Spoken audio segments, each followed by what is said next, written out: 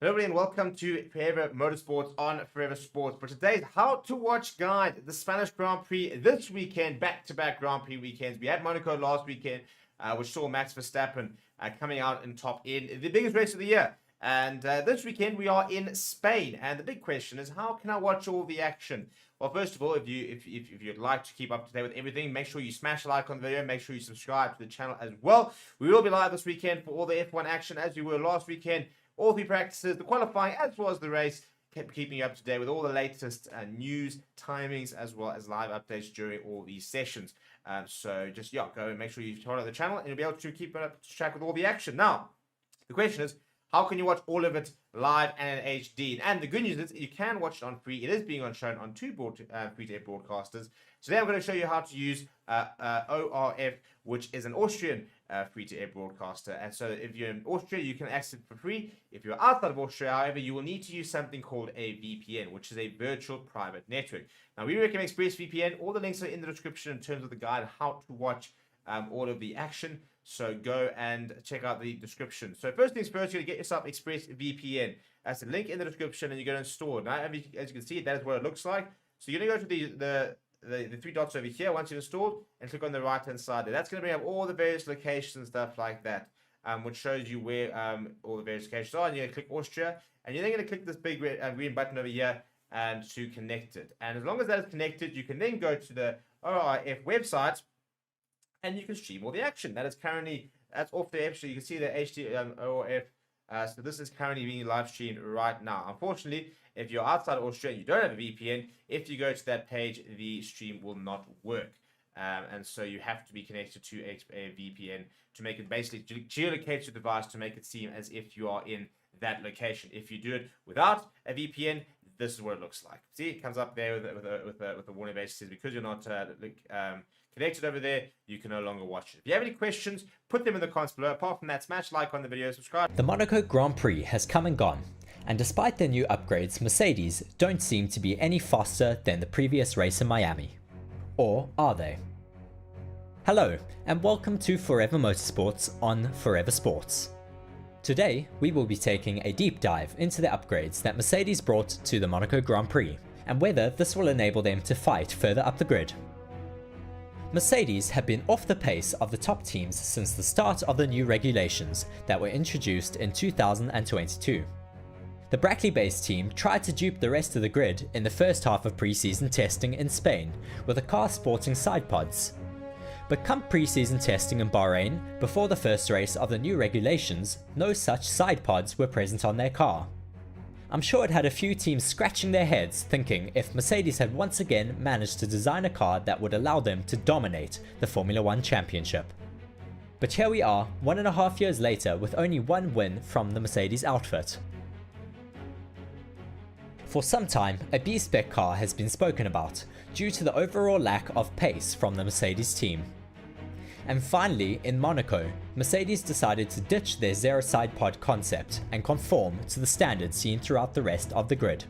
This B-spec aims to improve the overall durability and predictability of the W14 Mercedes, which has been wildly inconsistent for their drivers so far. Before we look at the upgrades, don't forget to like the video and subscribe to the channel for all the latest Formula 1 news and updates. 6 major upgrades form the basis for the W14B, which consists of the following. Front suspension. The first major change was to their front suspension.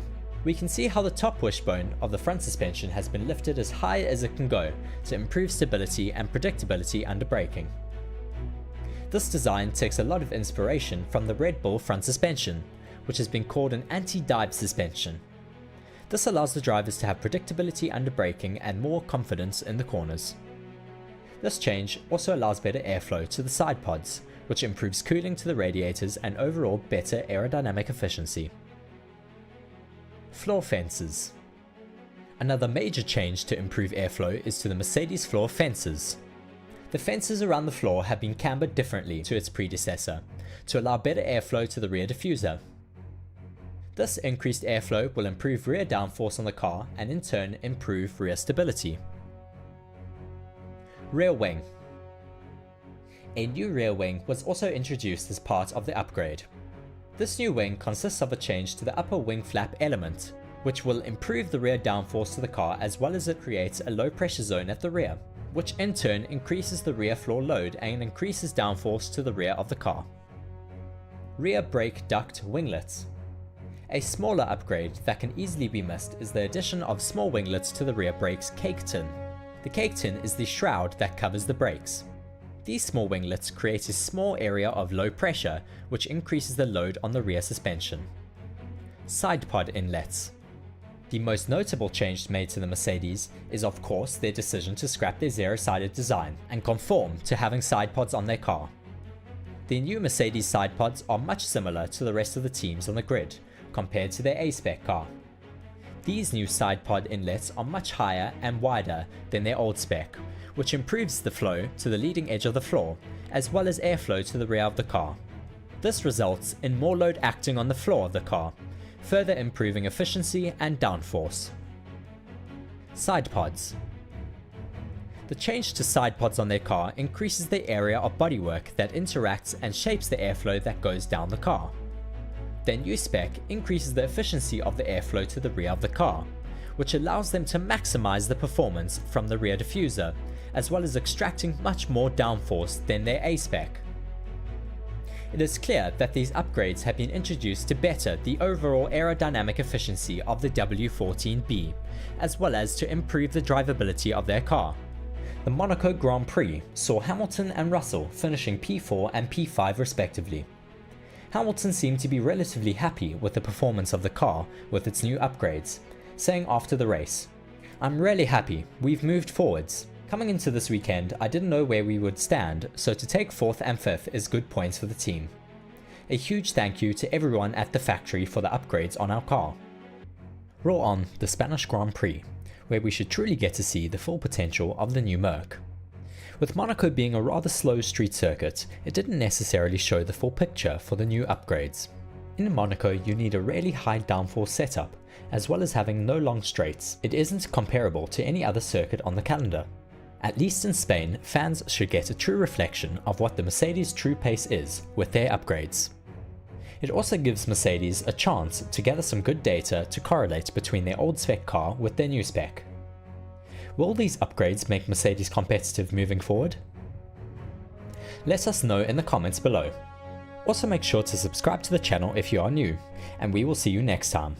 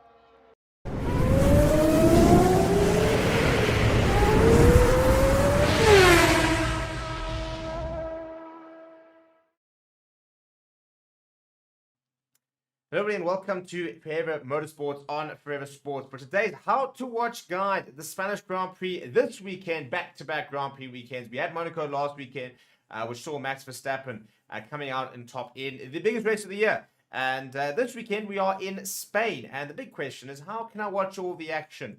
Well, first of all, if you'd like to keep up to date with everything, make sure you smash a like on the video, make sure you subscribe to the channel as well. We will be live this weekend for all the F1 action as we were last weekend. All three practices, the qualifying as well as the race, kept keeping you up to date with all the latest news, timings, as well as live updates during all these sessions. So just, go and make sure you follow the channel and you'll be able to keep up to track with all the action. Now, the question is, how can you watch all of it live and in HD? And the good news is you can watch it on free. It is being shown on two free-to-air broadcasters.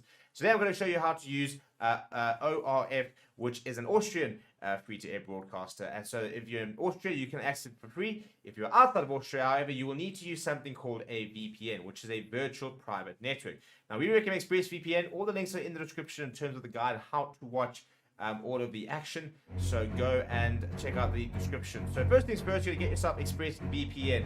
That's the link in the description, and you're going to install it. Now, as you can see, that is what it looks like.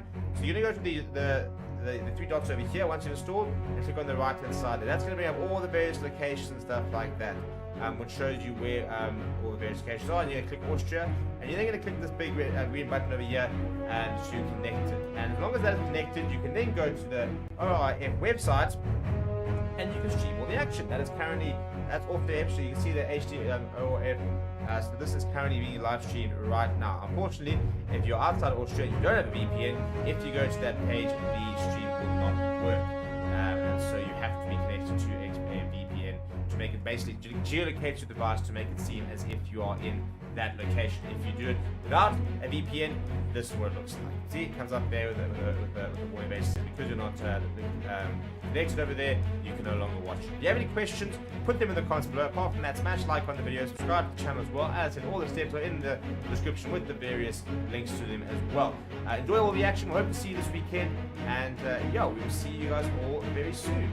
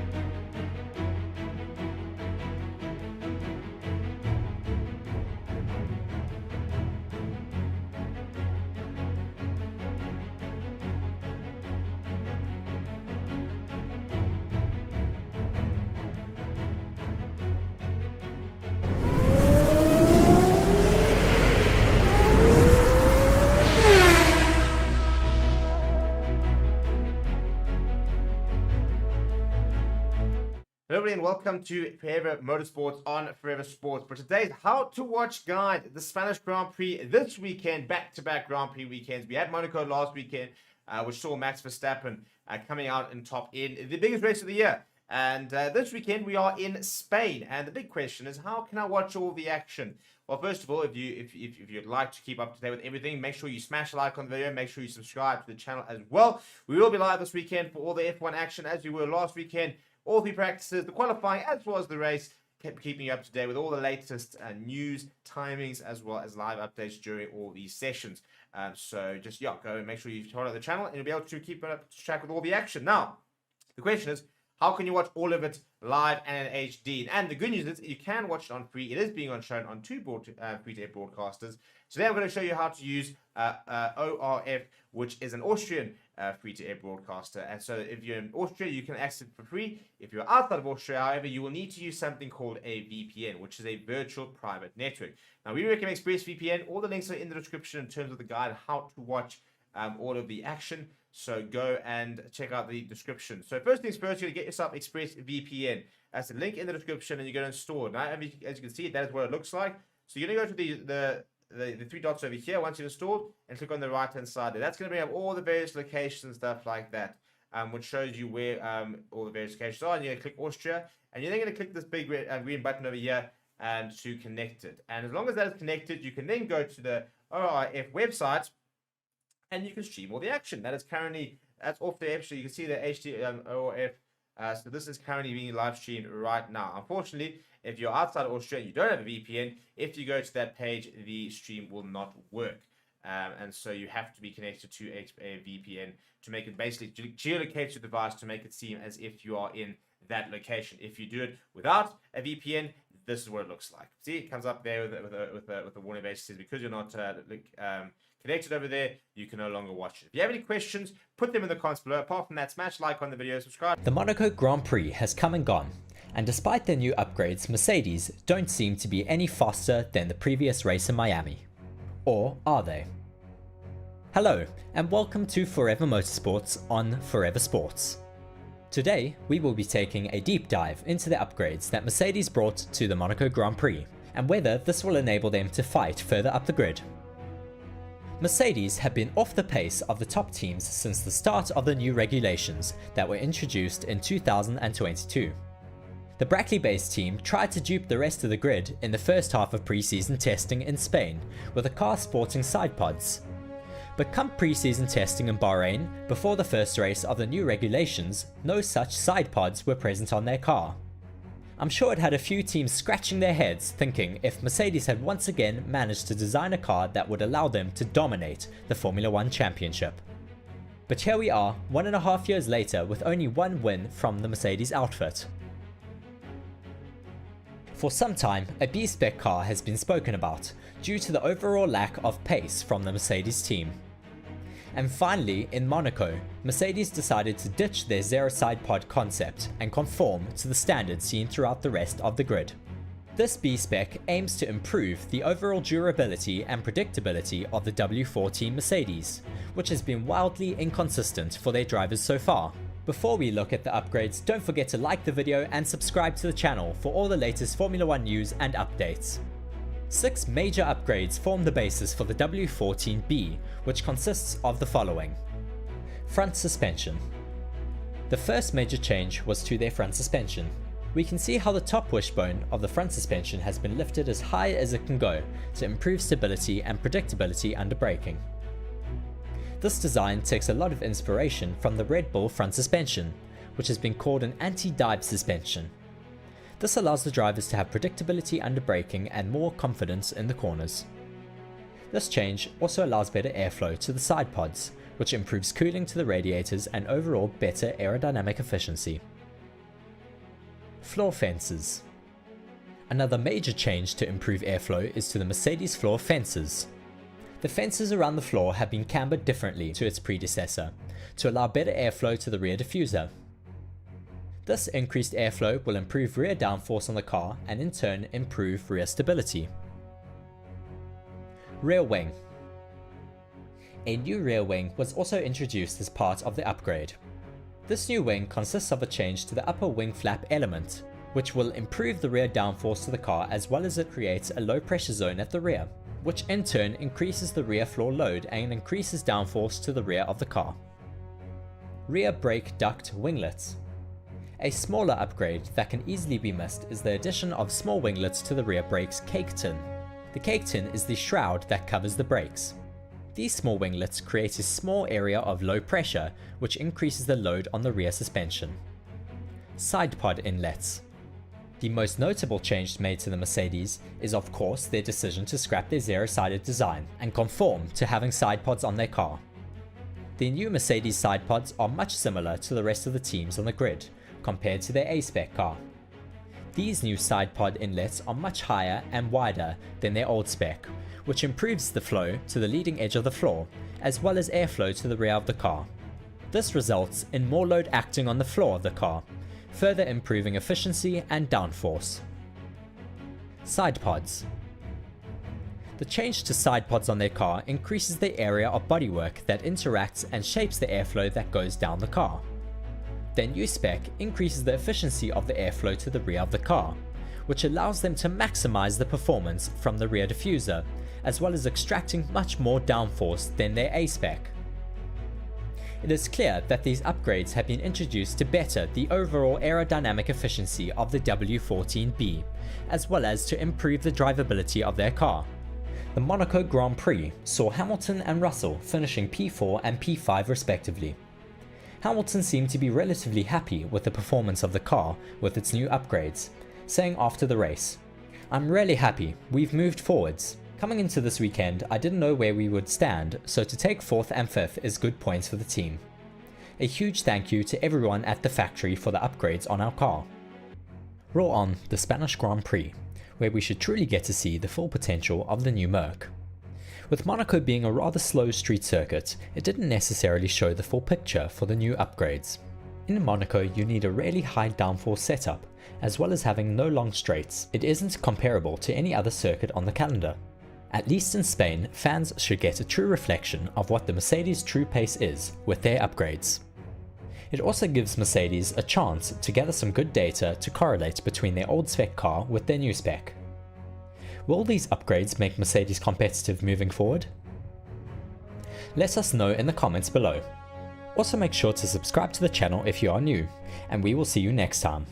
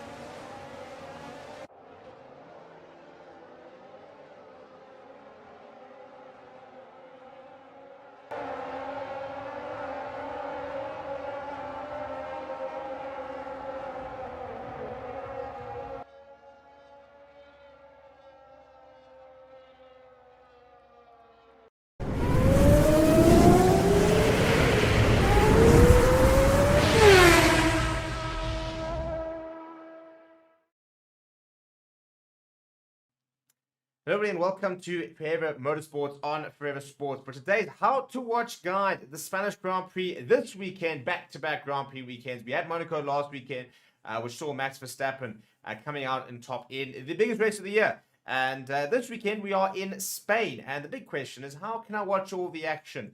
Well, first of all, if you'd like to keep up to date with everything, make sure you smash a like on the video. Make sure you subscribe to the channel as well. We will be live this weekend for all the F1 action as you were last weekend. All three practices, the qualifying as well as the race, kept keeping you up to date with all the latest news, timings, as well as live updates during all these sessions.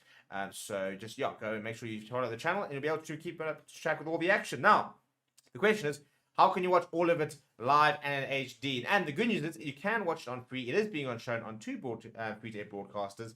Today I'm going to show you how to use ORF, which is an Austrian free-to-air broadcaster. And so if you're in Austria, you can access it for free. If you're outside of Austria, however, you will need to use something called a VPN, which is a virtual private network. Now, we recommend ExpressVPN. All the links are in the description in terms of the guide how to watch all of the action. So go and check out the description. So first things first, you're going to get yourself ExpressVPN. That's the link in the description, and you're going to install it. Now, as you can see, that is what it looks like. So you're going to go to the three dots over here once you've installed, and click on the right-hand side there. That's going to bring up all the various locations and stuff like that, which shows you where all the various locations are. And you're going to click Austria, and you're then going to click this big green button over here to connect it. And as long as that is connected, you can then go to the ORF website, and you can stream all the action. That's off the app. So you can see the HD ORF. So this is currently being live streamed right now. Unfortunately, if you're outside of Australia and you don't have a VPN, if you go to that page, the stream will not work. And so you have to be connected to a VPN to make it basically geolocate your device to make it seem as if you are in that location. If you do it without a VPN, this is what it looks like. See, it comes up there with a warning base. It says because you're not connected over there, you can no longer watch it. If you have any questions, put them in the comments below. Apart from that, smash like on the video, subscribe to the channel as well. As I said, all the steps are in the description with the various links to them as well. Enjoy all the action. We hope to see you this weekend. And we will see you guys all very soon.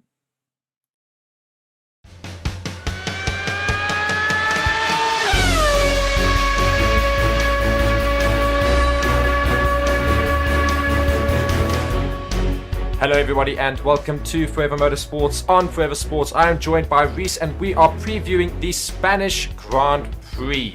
The 7th round, what should have been 8th, the 7th round of the Grand Prix season for 2023. And Max Verstappen very much firmly in the lead in the Drivers' Championship, and Red Bull alongside, of course, with the Constructors' Championship as well. So can this be changed? Will we see different things? Mercedes are sporting new upgrades they tested out in Monaco. Now we finally get to see them properly this weekend, and all these other fancy things. Reese, of course, is here with us. Reese, how are you doing, and are you looking forward to the weekend?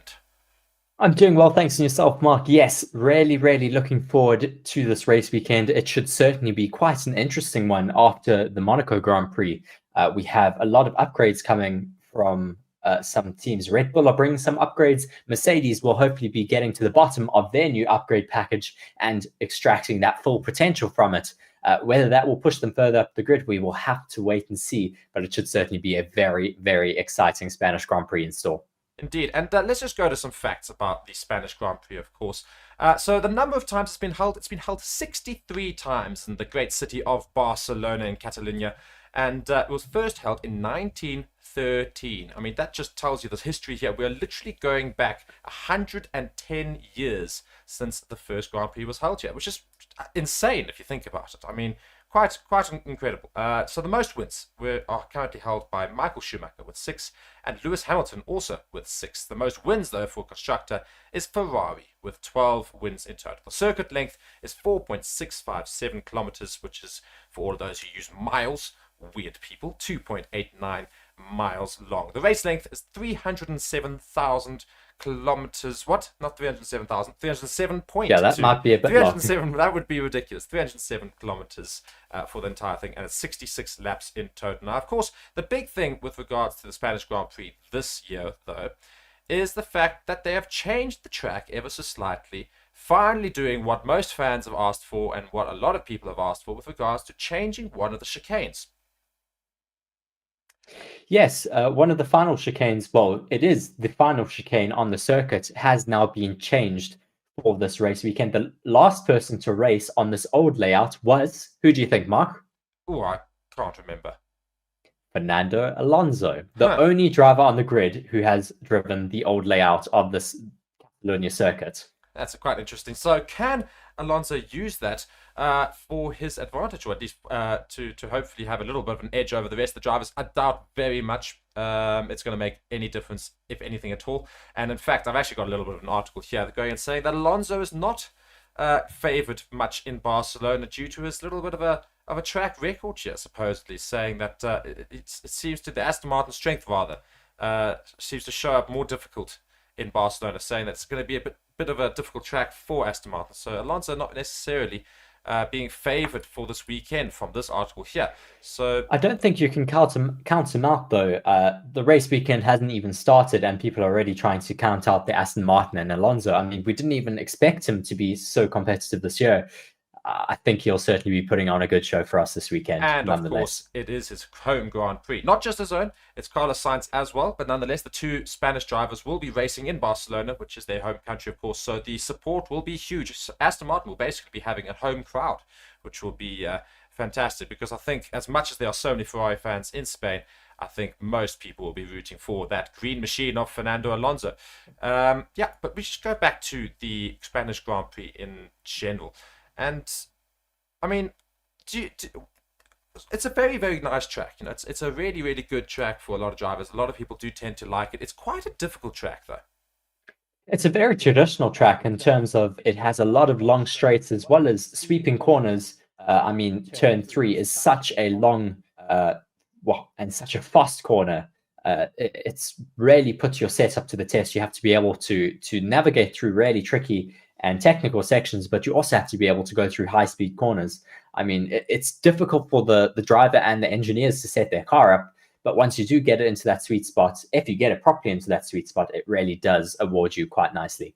And there are quite a few overtaking opportunities around the Spanish Grand Prix, of course, because I mean, we go on to go and say just in the run up to the first corner, that whole straight is 613 meters long. So it's not too long in terms of it's from I think that's from the start line to the first corner. So that's still quite a bit of distance there for drivers to try and get past in the opening lap. And you know, Red Bull seem to have every now and then struggled a little bit. That's the only time they seem to sometimes struggle this season so far. We saw Fernando Alonso make a great dive on Sergio Perez already this season so far. I mean, is that another opportunity for people to maybe try and get ahead of the Red Bull? I think it should provide a really exciting start of the race, but of course, Red Bull are still really looking to be the favourites, taking 100% of the wins so far this season. I mean, you'd really be stupid to say Red Bull are not going to take the win here again. Yeah. I mean, I'd like to see someone else take it for sure, but I think Red Bull are really going to be looking quite strong. They are also, they have also said that they are bringing some upgrades this weekend. I think it was one of the Red Bull team members just saying there that they're taking a bit of a different approach, though, coming here into the Spanish Grand Prix weekend with some upgrades. Saying, just reading an article here saying that the upgrades on the Red Bull are not the only upgrades we're expecting to see this weekend. Aston Martin are also expecting to bring some upgrades, as well as Ferrari.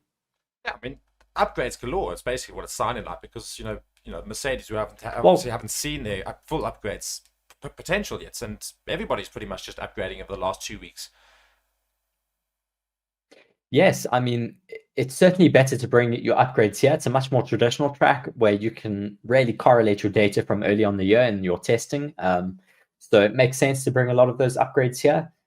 Whether they will be successful in making your car faster, I mean, Ferrari are really hoping to extract a lot more out of this new upgrade package to put them further up the grid, as well as Aston Martin are hoping to improve their pace by 0.2 of a second per lap. So, I mean, a lot of expectations coming here this weekend on those new upgrades. Yeah, and I've just got an article open here. I'm just going to read a little bit of it. And it goes and says, with regards to predictions for this weekend, and it does pretty much agree with you. It goes and says, in terms of top speed, and especially with the DRS Open, the Red Bull is on paper unbeatable in Spain. And would you happen to agree with that? It's just that sentence there. I just saw that. I mean, is it absolutely unbeatable? Is it already a given that Red Bull will win this weekend? Well, coming into the season, we didn't think Red Bull would be this dominant. And as I said already, they've taken 100% of the win so far this season. They are certainly looking undefeatable at the moment. Yeah. So we move to the midfield, and it says tension in the midfield. And I just want to read a little bit of this. So it says, while the tension at the front is often lacking, there is currently a lot of competition in the mid and backfield. The differences there are small, and on a good day, for example, a team like Alpine can shine.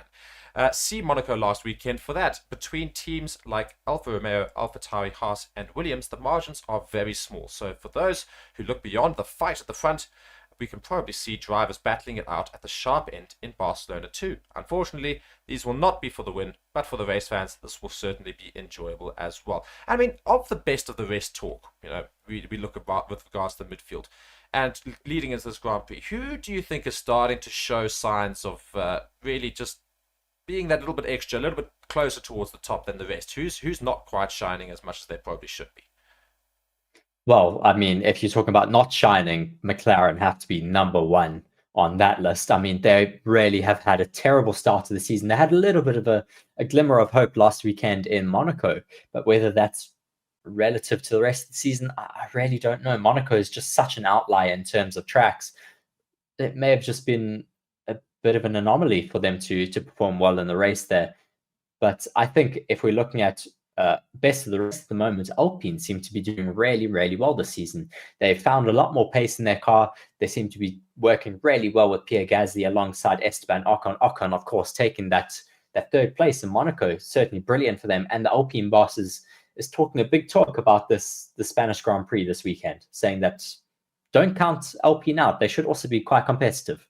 So Alpine, of course, with Ocon finishing on the podium, the first podium for Alpine this season in Monaco.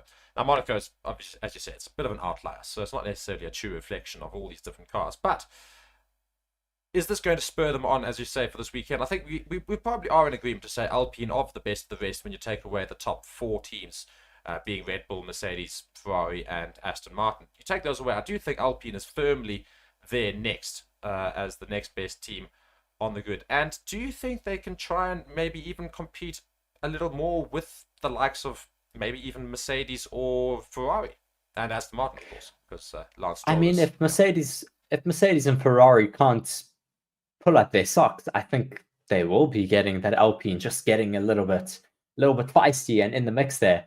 As you said though, with Lance Stroll, gosh, I mean, he's really competing sometimes with the midfield, which is very disappointing. I mean, he's got a very fast race car under his seat. I mean, yeah, he really needs to just take more advantage of that. We've seen sometimes how he has a good race weekend, but with the likes of Monaco last weekend, it was just absolutely dismal for Lance. I think the one thing I'm finding with Lance Stroll this season, because we keep talking about Aston Martin being the one team that seems to be challenging Red Bull. It's not necessarily Aston Martin, it's Alonso and Aston It's Alonso. Martin, because Alonso is the number one point scorer. Yeah, Alonso is the number one point scorer in Alpine. Sorry, in Aston Martin, he's the only one that scored all of those points so far. And if Lance isn't able to score points at all, they're going to lose out on the Constructors' Championship to Mercedes. Yeah, and I think that's the big problem that I lean towards, because Aston Martin's car definitely looks quicker than everybody else except for Red Bull. They are, for me, that car is firmly the second best car on the grid at the moment. And yet, only Fernando Alonso is managing to get that out of the car. Lance Stroll is sitting down, as you say, in 12th and 13th and 11th. And it's how concerning is it for Aston Martin, the fact that he seems to show it in practice, that he's got that pace. He seems to put in those really, really quick laps. And then even in qualifying, he'll get past the first one with a quick lap, but he doesn't somehow make it into the next session, because then he'll completely stuff up and ruin it. There's no consistency. Is it a huge concern for Aston Martin? Not that he's going to go anywhere, because obviously we know the family relations, but is this something that they really need to go and iron out and get done? And Lance Stroll really needs to take a look at himself in the mirror, perhaps? I mean, certainly it should be a concern for them. I mean, Lance has been in that team for multiple years now. He's unfortunately the son of the owner of the team, so he's not going anywhere. But I mean, he should be quite comfortable in that race seat and quite comfortable in the team, knowing its structures and how it works. I mean, Fernando Alonso has come from a completely different team with a completely different car philosophy, has gotten into this new car, has learned how it works, gotten comfortable, and just absolutely hit the ground running and scored podiums throughout the season. Whereas Lance Stroll hasn't been on one. Yeah, it's a big risk, big talking point with regards to Aston Martin. And can Aston Martin still manage to get ahead in the points? Lance Stroll needs to be helping out his teammate Fernando Alonso. He's doing everything he can, Fernando Alonso, but Lance Stroll needs to bring up his end. And that's, of course, to try and stay ahead of the likes of Mercedes. And we talk about Mercedes. Of course, their W14 upgrades that were brought to Monaco last week and now finally get to be seen in Spain. And I've got a little article here, and I'm just going to go and read a little bit into it. It says, the big intrigue heading into Barcelona is how Mercedes upgrades to their W14 will truly perform. Initially scheduled for the cancelled Emilia-Romagna Grand Prix, Mercedes debuted their bodywork, floor and front suspension in Monaco. Lewis Hamilton and George Russell both finished 4th and 5th in the Monte Carlo, although the unique nature of the street circuit meant it was difficult to assess their true performance. As Brundle put it, it's like racing in a washing machine. However, Hamilton, Russell, and team boss Toto Wolff felt there were immediate positive signs from the updated W14 and will seek to confirm its true potential this weekend. And speaking now, we were in the mix with Aston Martin and with Ferrari. On a positive note, that may be encouraging because we have never really been good here, as Mercedes boss Wolff said after the Monaco Grand Prix. But we really need to be careful. We have to go to Barcelona and collect more data. It's a new baseline. I don't expect us to be clearing Aston Martin and Ferrari there either. It is more about understanding, okay? What does this car do now, and what do we need to set it up? Mercedes currently find themselves only a point behind Aston Martin in their battle for second in the Constructors' Championship, despite appearing to have the 4th fastest car on pure pace so far in 2023. So, obviously, we're going into Barcelona this week. With those upgrades, now we get to see what's really going to happen. Do you think that they're playing it down a little bit just so that nobody brings expectations? Because they actually probably reckon it's going to be a lot better and they're going to really push a lot higher? Or do you think they're thinking, you know what, just in case it doesn't? Yeah. I certainly think they are limiting expectations at the moment. They don't know exactly how well it is going to perform on a traditional track. They've seen how it's performed in Monaco, which, as I said earlier, is an outlier track. You can't really compare it to any other track on the calendar. But whether it will bring them a lot of performance, though, in Spain, we'll just have to wait and see until FP1, unfortunately. It's so hard to just try and thumbsuck whether we think they're going to be fast or not. It's, whether they can get the setup right, whether everything comes together. I mean, it certainly should be faster than what they were last year in that zero side pods design. It should bring them a lot more downforce, as well as, just stability and predictability for the drivers. I will be breaking down that, those Mercedes upgrades very shortly. The video should be up quite soon, before the race weekend gets underway, of course, and that will explain in much more detail the upgrades that Mercedes are bringing to Spain and had brought in Monaco. Yeah, and I think we talk about Mercedes as well now. They're quietly going about their business, though, even though they've got such huge car troubles this season, and hopefully they reckon that they might well have taken huge strides towards fixing that, as you're going to explain. But, we look at Mercedes in terms of their points and their performances in all of the races, and obviously they're supposed to be challenging right near the top. They're supposed to be challenging for first place, challenging right alongside Red Bull. That's supposed to be where they are. They're not. At the end of the day, they're not. But they are very quietly going about, very consistently coming in that 4th, 5th place every race. And they seem to be, that's a team, I think that's a good example of both teammates doing enough in terms of matching similar sort of positions, 5th and 6th, and 4th and 5th, and 6th and 8th sort of thing, getting good consistent points every race weekend. Now, is that going to help Mercedes, obviously, going for the rest of the season, when you compare it to the likes of Aston Martin and Ferrari, where they just seem to have such big outliers between the two drivers? Yes, when you're getting that consistent double points haul from both of your drivers, if none of them are crashing out or retiring due to technical issues or anything, then of course you're going to be favorable for the not drivers championship, unfortunately, but for that constructors championship. And we see how close they are to the Aston Martin, just 1 point away, even though Fernando Alonso has religiously finished in 3rd place throughout the season, as well as 2nd, of course, in Monaco. Yeah, So Mercedes quietly going about their business to take that second place at the moment, but could Aston Martin finally take it? But we talk about the other team in that big four, and that is Ferrari. Ferrari, of course, also bringing some upgrades to hopefully improve the Sunday form. Yes, Ferrari are supposedly pushing like hell, according to this article I'm reading at the moment. They are bringing some major upgrades for its car here in Barcelona. They seemingly are not very happy at the moment with the pace of their contender and will be wanting to make significant gains here in Spain. Yeah, and I've also got an article here and just got a quote here. It says, "This week we will have a better view of the race pace," said team principal Fred Vasseur. And Barcelona is more relevant, and we will have a better view of the situation. I hope that we will do a step forward in Barcelona, but it won't be the end of the development for the car. Now, of course, it won't be the development. We're still only 7 races in of a 23-1 season. So, yes, there's a lot of races still to come. And Carlos Sainz, of course, the other Spanish driver on the grid, racing for Ferrari, he's got a lot of pressure currently being placed on him, of course, with all the rumours with regards to Hamilton and all these other things happening. I mean, how important is it for him to perform well in Spain? Can he get that Ferrari over the line, get himself perhaps even a podium? I think it's very important for Carlos Sainz at the moment. Of course, there are all of those rumors about Lewis Hamilton wanting to join Ferrari or in talks about joining Ferrari. And of course, that race seat is going to be taken away from Carlos Sainz. They're never going to take the race seat away from Leclerc at the moment. He is Ferrari's golden child, really. And I think really Sainz has it all to lose at the moment. So he does need to try and constantly outperform his teammate, which he did last weekend in Monaco. Yeah, and just to end off here, of course, a little bit of news, of course, for the week, is that Mercedes are finally putting a different driver into their car this weekend, and that is the old face of Mick Schumacher. But unfortunately, it's actually not for this weekend, Mark. It's for a Pirelli test happening after the Spanish Grand Prix, yes. But still very, very exciting to see Mick Schumacher getting into a Formula One seat and specifically into that Mercedes seat. Yeah, and just want to go read the article here. And the German will get his chance in the car on the second day of running after George Russell goes to work on Tuesday. And team principal Toto Wolff is excited to see what Schumacher can do. After the Grand Prix weekend, Mick will also get his first real-world taste of the W14 on the second day of the Pirelli tyre test, said Wolff.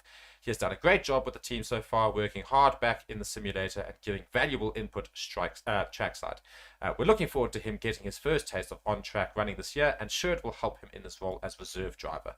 This test comes after FP1 and FP2 sessions at this weekend's Spanish Grand Prix, where the teams will be given 2 additional sets of tyres featuring a new construction that are set to make their debut at the British Grand Prix later this season. So Mick is back in a Formula One car. Do you think they're going to use this as a little bit of a taster and a teaser to see how quick is Mick actually going around the track, just like on the side, like a little portion? They're going to think, how quick is he actually going around? Because if he's getting very close to the likes of Hamilton or whatever, we've got other teams that are running Mercedes engines. We might well just say to one of those drivers, say, hey, get out of your chair, Mick, get back in. Well, definitely, I think there will be benchmarking Mick against George Russell, who's also taking part in that Pirelli testing. But I think as well, it's just extremely beneficial for Mick and Mercedes, as it helps them just get Mick a little bit more comfortable in their car, should he ever have to take that reserve driver role, should anything happen to Lewis Hamilton or George Russell, as well as it helps him when he's in the sim. It just helps him know if the sim feels a little bit different to how the actual car is performing out on track. Yeah. So lots of things to happen this weekend, but we're looking forward to the Spanish Grand Prix, of course. Predictions, Reese, go. Top 5. Top 5. You're always throwing me in the deep end here, Mark. I'm going to say Max Verstappen, Fernando Alonso, Carlos Sainz, then Sergio Perez, Esteban Ocon, and Lewis Hamilton. That's 6 drivers that you've just named, but I'm going to accept it. There we go. That's quite incredible. I love the top 3 prediction. Max Verstappen on top, that's pretty much standard. But Alonso in second, finally moving up. He's of course got second last weekend as well. But will he get a second place a second weekend in a row? That's also a big call. And Carlos Sainz, you're putting a Ferrari on podium, and 2 Spanish drivers in their home Grand Prix on the podium as well. So that's quite a brave call. And then not only that, it would certainly be very fun to watch. You just put Sergio Perez in 4th, Ocon in 5th, and Hamilton you said in 6th. I don't know, just mixing it up a little bit. Leclerc is not in there. He dropped out of my mind, unfortunately, when I was giving my prediction, but you never know. We could see Charles Leclerc getting in the mix for the top 6. I'll tell you what, I'm going to make a prediction here, and I'm going to say first place Max Verstappen, second place Fernando Alonso, third place Charles Leclerc, fourth Sergio Perez, fifth Carlos Sainz, and sixth I'm going to go with Russell, actually. I'm going to say Hamilton's in seventh. I'm going to go sixth as Russell. So that's my prediction, both of us ending with a sixth place Mercedes. Yeah, well, of course, you guys can make your predictions. Let us know in the comments as well. And be sure to like the video and subscribe to the channel, guys. We will be, of course, live streaming all of this weekend for the Spanish Grand Prix. From me, Mark, and from Reese, of course, you've been watching Forever Motorsports on Forever Sports. Thank you so much for watching, and goodbye.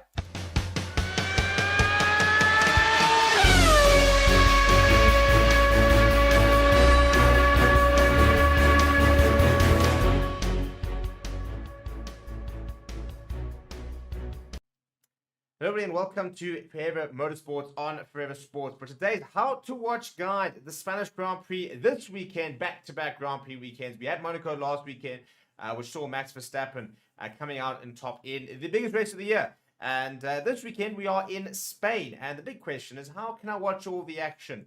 Well, first of all, if you'd like to keep up to date with everything, make sure you smash a like on the video. Make sure you subscribe to the channel as well. We will be live this weekend for all the F1 action as we were last weekend. All 3 practices, the qualifying as well as the race, keeping you up to date with all the latest news, timings, as well as live updates during all these sessions. So just, go and make sure you follow the channel and you'll be able to keep up to track with all the action. Now, the question is, how can you watch all of it live and in HD? And the good news is you can watch it on free. It is being shown on 2 free-to-air broadcasters. Today I'm going to show you how to use ORF, which is an Austrian free-to-air broadcaster. And so if you're in Austria, you can access it for free. If you're outside of Austria, however, you will need to use something called a VPN, which is a virtual private network. Now, we recommend ExpressVPN. All the links are in the description in terms of the guide how to watch all of the action. So go and check out the description. So first things first, you're going to get yourself ExpressVPN. That's the link in the description, and you're going to install it. Now, as you can see, that is what it looks like.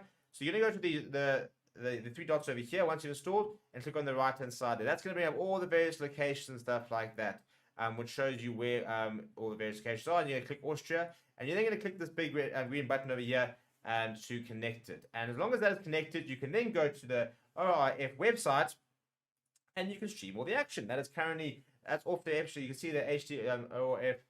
So this is currently being live streamed right now. Unfortunately, if you're outside Austria and you don't have a VPN, if you go to that page, the stream will not work. And so you have to be connected to a VPN to make it basically geolocate your device to make it seem as if you are in that location. If you do it without a VPN, this is what it looks like. See, it comes up there with a warning base. It says because you're not connected over there, you can no longer watch it. If you have any questions, put them in the comments below. Apart from that, smash like on the video, subscribe to the channel as well. As I said, all the steps are in the description with the various links to them as well. Enjoy all the action. We hope to see you this weekend. And we will see you guys all very soon.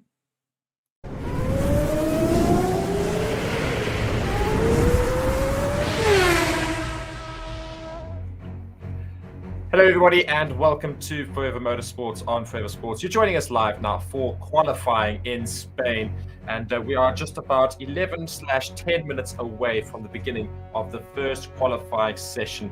And of course we finished off FP3 earlier, and it ended with a couple of fast laps and softs, but most of the session was spent in the wet because there was some rain. And again, we are expecting rain in qualifying today again, and that will throw a huge spanner into the works in terms of who will qualify where. So we could have some very, very interesting results here, and it's pretty much all to race for. And I'm joined by Reese as well. Reese, welcome to the stream, and hello everybody who's joined us as well. Very, very happy to have you all here. And be sure to subscribe to the channel whilst you're here, like the video, and turn on all notifications.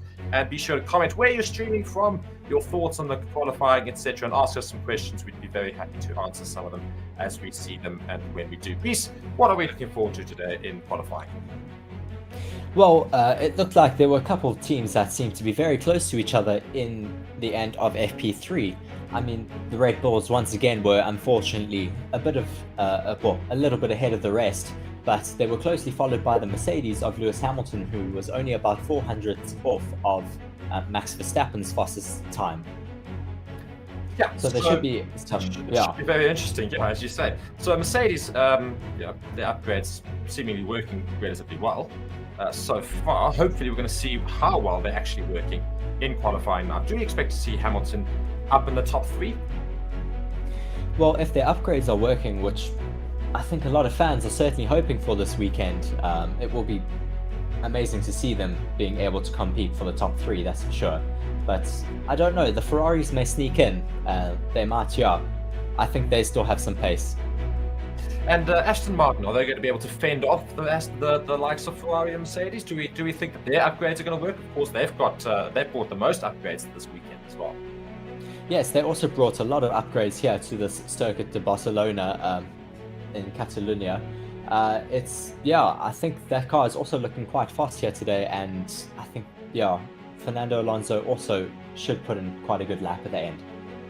So we've got Fernando Alonso, Max Verstappen, Hamilton, hopefully either Sainz or Leclerc, all challenging it right near the top. And if rain is going to affect our session, we could have some very, very, very bizarre grid lineups coming up in these 3 sessions, of course, Q1, Q2, Q3. Big talk, of course, is can Perez make it through P1 without crashing? I'm sure he will. Of course, he crashed in Monaco in P1, so he should hopefully move further up the grid.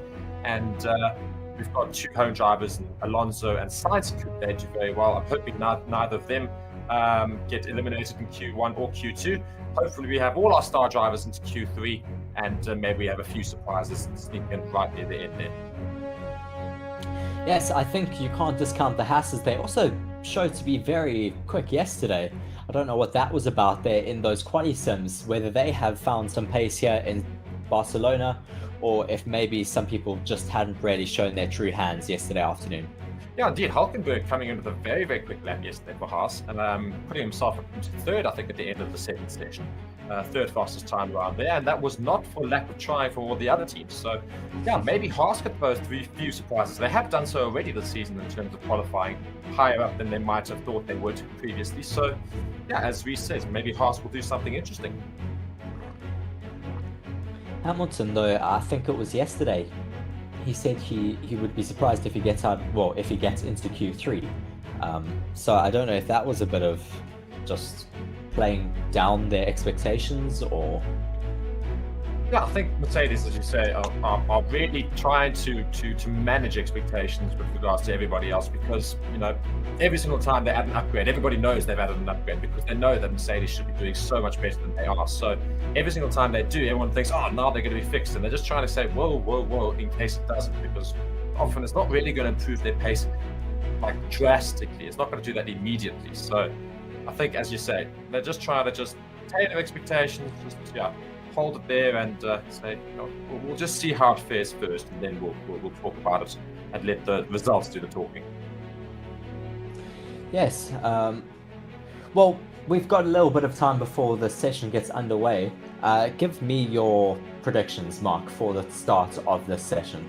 Start of the session. So we're saying who's getting eliminated, or are we saying who's getting eliminated in Q1? Oh, well, that's very easy. That's Logan Sargeant, Logan Sargeant, Logan Sargeant, Logan Sargeant, and Logan Sargeant.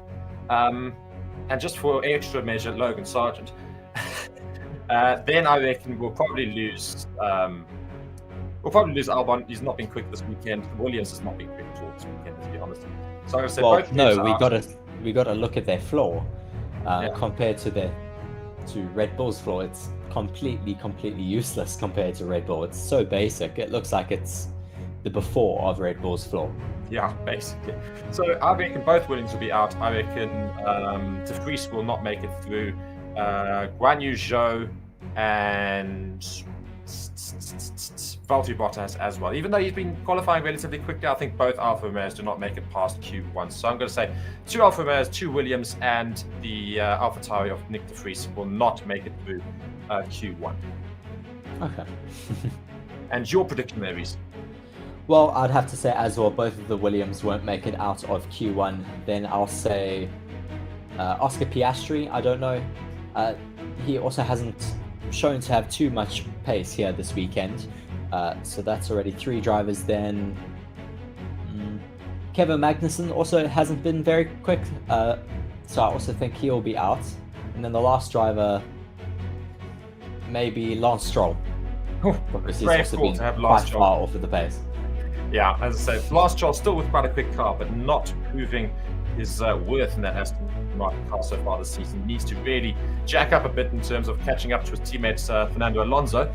But we are very, very close to qualifying here. Guys, do be sure to give us your thoughts. Who do you think is going to be eliminated in Q1? That's, of course, the big talk. And we've got rain coming in as we see lots of clouds around the track. So rain could be very much a factor in today's qualifying. So bear that in mind. Let us know.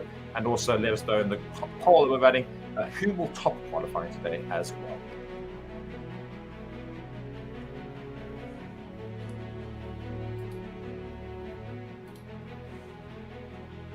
And Reese, I think I'm just going to ask a couple of questions here, and we can just get a discussion going with regards to this as well. I mean, that last chicane change, it's obviously provided much quicker racing and much quicker laps than we saw in previous seasons, of course, missing out that double chicane there. Who does that benefit the most in terms of the qualifying? Well, I think it benefits everyone, of course. You're able to get a much higher top speed down that main straight. It's definitely going to help quite a lot in the race tomorrow, that's for sure. But in qualifying, I think everyone has that same opportunity ready to be able to really start your qualifying lap quite well, because you don't have to go through a chicane, of course. And that last chicane of that, I think it was the 13th and 14th turn, were quite difficult. Well, you had to exit that quite slowly, and now you're able to go through that corner quite a lot faster. Yeah, so for the likes of the straight line speed teams, that's going to really benefit the likes of Red Bull, won't it? Because, I mean, Red Bull just flat out just seem to always have so much more pace than everybody else. So, yeah, I mean, you know, we still hope that other teams are going to have improved upgrades so they can catch that Red Bull car, but still looks so quick, doesn't it? Yes, that Red Bull has been dominant all season long. Unfortunately, we certainly hope to see some of the teams with their new upgrades this weekend making inroads on the Red Bull team. Ferrari still haven't really shown their hand, I don't think, Mark. Yeah, I mean, Ferrari, it's like I'm just noticing the massive Ferrari support there in the crowd there for Carlos Sainz, 55. You can see that everywhere. So that's fantastic to see from the Spanish crowd. Also, a lot of green shirts there for Fernando Alonso. But as you say, Ferrari really hoping to see something from them. Maybe they have actually just been quietly going about their business and then suddenly going to rock up and qualify. Quite fun. Well, I don't think you can ever discount Ferrari in Spain. They've also had some great wins here. I mean, with Michael Schumacher, with I think Kimi Räikkönen, I remember him and Max Verstappen being very close at that race when Max Verstappen won his first race win. But yeah, I think you certainly cannot discount them here. No, and as we see all the cars moving to the front of the pit lane now, as we're just about to get going with the first qualifying session, just about a minute away, and we can just see there everybody rushing to get some laps out, of course, because the rain is currently not there. The track is dry, so they're trying to get some laps in as quickly as possible before that rain potentially harm the session. And they want to make sure that they get some quick times in. We don't want to be caught out like Max Verstappen did with some red flags or otherwise in the session, which caused some problems to other drivers managing to actually get a decent lap in. So everyone's rushing out there. The Red Bull, however, of Max Verstappen, not rushing out there, still in the pits there, not looking like he's in any hurry to get out. So a bit of a brave call from Red Bull, not sending him out straight away, but every other car seems to be making their way out onto the grid. Well, I mean, Red Bull normally seem to have their radar tuned in quite well, not like the Aston Martins last weekend in Monaco when they sent Fernando Alonso out on brand new, I think it was hards, wasn't it, Mark? Instead of they sent him out on mediums, yeah. They sent him out on mediums. Sorry, mediums, yeah. Because that also helps in the wet. And yet again, as George Russell's saying it's spitting in the pit lane. Russell always Yes, the first you one do. to note the weather. It says very light rain, so I think we'll try and get out there as quickly as possible. As we do have a green flag, and cars are making their way out, and we are led out by an AlphaTauri. They are all out on dry tyres at the moment, though. Everyone is out on a set of softs, trying to take advantage of the dry track while it is still there. It shouldn't be there for very long, of course, because it is spitting at the moment. Yeah, and if you guys are joining us and you're looking for a way to watch this qualifying session, be sure to go and look at the description of the video. We do have a whole explanation of how you can watch this for free and legally, of course, which is the best thing, of course, for all of you. So go check that out. And otherwise, whilst you're there, be sure to subscribe to the channel, like the video, and ask us some comments in the comments section as well. We'll be sure to go and read that and let us know your thoughts as Q1 gets underway. Yes, the Red Bulls are now leaving their pit boxes and getting out on track, maybe just waiting so that they don't have to sit in the queue for too long and their tyres get too cold. But now we do have quite a lot of the drivers making their way out on track. And the cameras here panning to the green machine of Fernando Alonso. Can Fernando Alonso put in a blistering lap straight away so that he doesn't have to... Oh my word, we've got problems already. Oh my word. Already. And AlphaTauri has got... Yuki Tsunoda has done something. Yes. I think he's gone to the gravel. It looks like he had a big lockup. I did see I think his front left was a little bit bare in one spot. His front right, sorry, I can see it there as he's driving along. Oh my word. Let's watch the replay. Yeah, he just seemed to... Almost. That's a very weird place to lose it, carrying so much speed through the corner there. Maybe just losing it on the pickup of the throttle, but luckily not hitting into the wall and causing a red flag here. No, and biggest thing that I noticed is the fact that the flat spots, of course, they're going to be caused on that tire. They're going to have to come straight into the pits, aren't they? Oh yes, no, that tire is going straight into the bin. As George Russell is currently setting the first purple sector. Noting again, rain is on the way, I think. So he's clearly seeing some more droplets on his visor. He is very vocal, Mark, on the radio, quite often saying to the team when he sees any little droplets on his visor, when some other drivers might just leave it for a little bit longer. And Russell now setting a first purple sector, a second purple sector, but his first sector's already been beaten by somebody. So yeah, we're going to see and follow these times very, very keenly. Max Verstappen, I think, might be coming through the first sector. Fastest middle sector at the moment, so that's also interesting to note so far. Logan Sargent is notably still in the pits after his accident in FP3. I wonder if there's still some damage on that car that needs to be fixed. Quite possibly, yeah. He may have caused some damage to the gearbox during that crash because he did hit his left rear quite hard on that barrier. The left rear, of course, is the axle that is connected to the gearbox, so that often breaks in a high-speed crash like he had there in turn 14. Hamilton is now coming across the line to put himself in P2, as Pierre Gasly also is now approaching the line. He takes the fastest lap with a 1:14.6. Lance Stroll comes across the line now and puts his car up into third. Finally, some pace for Stroll out on track. As Fernando Alonso is coming around that 13th corner, he only puts himself down in sixth Yellow flag, place. sector 3. Let's see what that's from. Oh dear, it's an Alfa Romeo. Oh, That's a red flag being called. How can a red flag be called? Why is a red flag being called? It's Valtteri Bottas, though. I thought it might be Alex Albon has brought out the red flag. Hulkenberg is notably in P1, though, with a 1:14.0. And There's the a Red red Bulls flag, do not though. have a time yet with a red flag. The Red Bulls do not have a time, and the red flag has been called in the session with 14 minutes left. That's very, very interesting, Mark, because we may get some rain here near the end of this session. If they can't, luckily they have paused the clock, but if rain does fall down, it's going to be very difficult for those Red Bulls to get any further up. That will put them at quite a large risk. Ooh, Fernando Alonso with a big snap through the 14th corner, going through the gravel there a little bit, but luckily not taking his car into the barriers.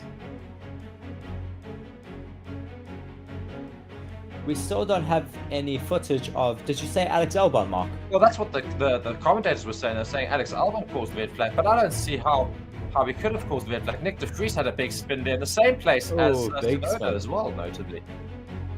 Very lucky to hold on to it. He also, though, destroyed his set of tyres. Valtteri Bottas just watching his spin now. I think it was a spin. Yeah, just running into some... water there and then just losing the car. Here's a replay of Williams, so maybe this is the red flag. Alex Albon, yeah, indeed, he does beach the car in the Oh no, that's why. Yeah. That will be Alex Albon's qualifying over and done with, unfortunately. Unless he just kicks up. No, because he moves his car now. He's back out on track.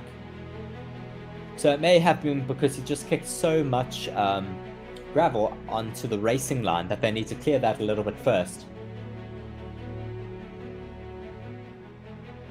So everyone is back in the pits now. Hopefully they'll be able to clear all of that gravel quickly and get qualifying 1 back underway while there is still dry conditions out here. Red Bulls notably still have not posted a time. There has been times posted from 1st until 8th. First is Nico Hulkenberg with a 1:14.0. Second is Pierre Gasly with a 1:14.6. Esteban Ocon is in 3rd for the second Alpine with a 1:14.8. Lance Stroll has put his car up into 4th with a 1:14.88. So Magnussen 5th, Hamilton 6th, George Russell 7th, and Alonso with that last spot, only putting himself in 8th because he did go off in the final corner. Max Verstappen though no time, Sergio Perez notably as well no time, and of course the rest of the grid there. Also the Ferraris, so there's quite a few people still at risk if we do get rain here. Yeah, so everyone's back in the pits, and as everyone is just just noting as well in the pit lane and commentary as well, is that, I mean, do you not think that was still a bit early for a red flag? Do you not think that they could have just carried on? It's difficult. I mean, there's a lot of gravel on the racing lines, so I think that does need to be cleared, of course, because you can lose more cars like that, and it is quite close to the barriers there as well. So, race control just saying car 27, Nico Hulkenberg's time has been deleted for track limits, so he has lost that first spot. Yeah, that's very unfortunate there for Nico Hulkenberg. He's put in some very quick times in Spain so far, so hopefully he can get back I did up. say at the end of FP3, you cannot discount those Hasses. They looked like they were really quick. So the rain, just looking at the possible rain, looks to have somewhat passed. So I don't know if the rain's going to come up from the south. Normally comes from the north and passes through the south. So we don't know if we're going to have rain in this session necessarily, but we should have rain very much in qualifying today.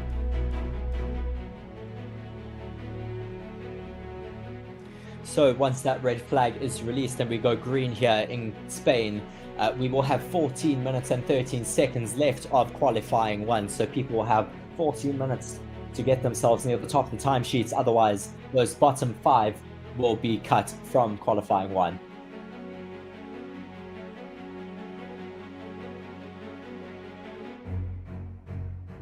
Still under red flag conditions. Just looking here at Lance Stroll. Lance Stroll, as you say, currently sitting in 3rd. I like that the commentator said Lance Stroll pointless in the last 2 races. Yes, he has been rather pointless. Yes, I quite enjoy that comment. Just listen to what Lando Norris had to say. Yeah, and rain is definitely starting to fall a bit. You've been seeing a camera here with some water. Yeah, Lando Norris just noting some standing water around specific turns there on the track. Zhou Guan Yu just saying it's very wet at turn 12 on his radio. And race will resume, the qualifying will resume in 3 minutes' time. Max being told to come to the weighbridge when he was coming back into the pits, as well as saying he needs to change his helmet. So possibly changing a visor to a lighter visor because it is quite dark out there in Catalonia. Indeed, and I think they really want to get out there as quickly as possible because you can definitely see rain is starting to build a little bit towards the track. Is there damage to Fernando Alonso's floor? There's some work going on. Yeah, there's some work going on to the front edge of his floor. It is such a sensitive area on the car. The floor is, I mean, we've seen on the Red Bull just how intricate it is. I mean, you can cause damage underneath the car as well as on the sides of the car. So, I mean, his little trip over the gravel may have caused some damage to his car, taking quite a few tenths out of his lap time. Yes, we will restart in just under 2 minutes now. And is this going to be a problem for the Red Bulls? I think you can see the Haas's are currently removing tires from the car. So I'm intrigued by that. Yes, very intriguing. Taking the tires off.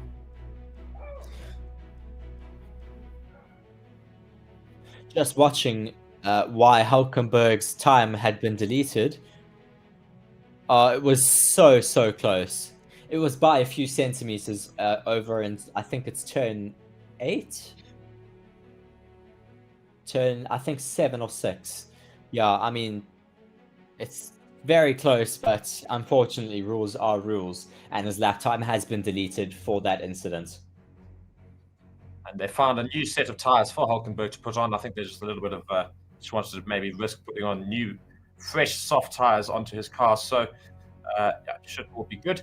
But we now see everybody lining up to get going. 50 seconds until we restart the session. And yeah, there's a lot of cars currently building up. Of course, they want to get out there before the rain starts to infringe on their times. And this could be a problem if, of course, the times are slow, because the likes of those who weren't able to get time laps in before the end, before the red flag, they could be very much in danger of dropping out. Yes, I mean, Red Bulls may be able to put in a fast lap if they go out immediately. I don't see them in the queue. Actually, no, I do. I see the 2 Ferraris in the queue and the 2 Red Bulls, and then I think maybe an Aston Martin near the back end of the queue, maybe Lance Stroll. Charles Leclerc on the radio. Yeah, the engineer Just being told there's a few drops. So this could very much affect the session, I think, as the session does get restarted. Yes, we now have green flags for Quali 1. That red flag has been removed. We have Valtteri Bottas at the end of the pit lane with Zhou Guanyu following, then the 2 Ferraris, the 2 Red Bulls, and then I think the 2 Alpines as well. Yeah, so everyone who were there basically, wanted to try and get some times out now before rain starts affecting these laps. And yeah, rain could very much put a spanner in the works here.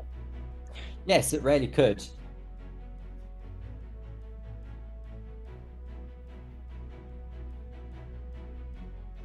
Just watching those 2 Red Bulls now on their warm-up lap.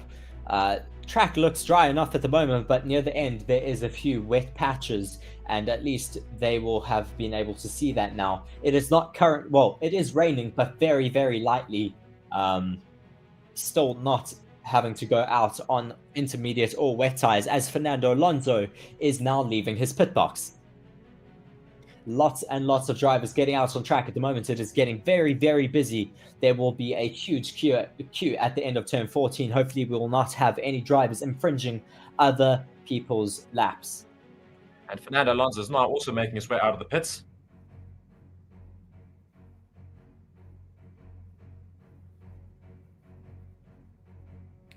It is currently drizzling. We can see it on a few of the cameras, but the track seems to be pretty dry and able to be raced on their soft tires at the moment.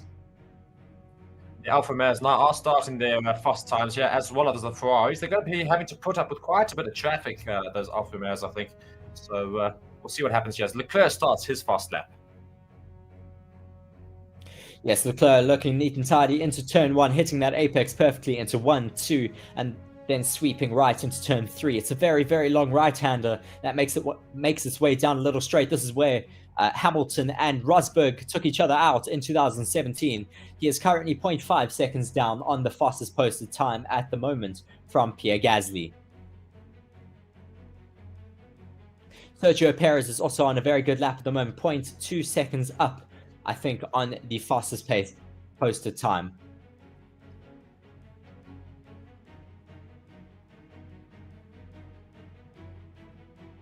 There is quite a lot of traffic though out on into turn 10, so hopefully we will not get too many people holding up other drivers' laps. And Perez, they're still going slower than Gasly in Sector 2, I'm noting here, and the Ferrari is struggling to keep up with Gasly's pace, so maybe the track's not racing quite as quickly as it was just a little bit earlier.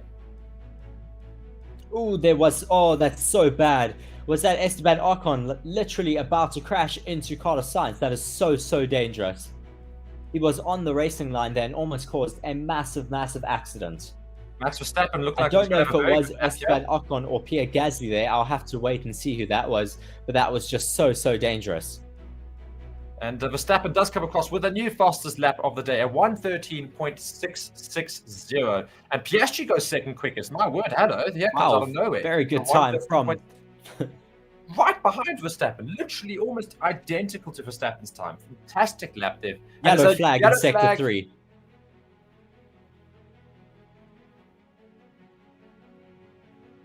Green Who flag, has... we're all clear. Okay, yes.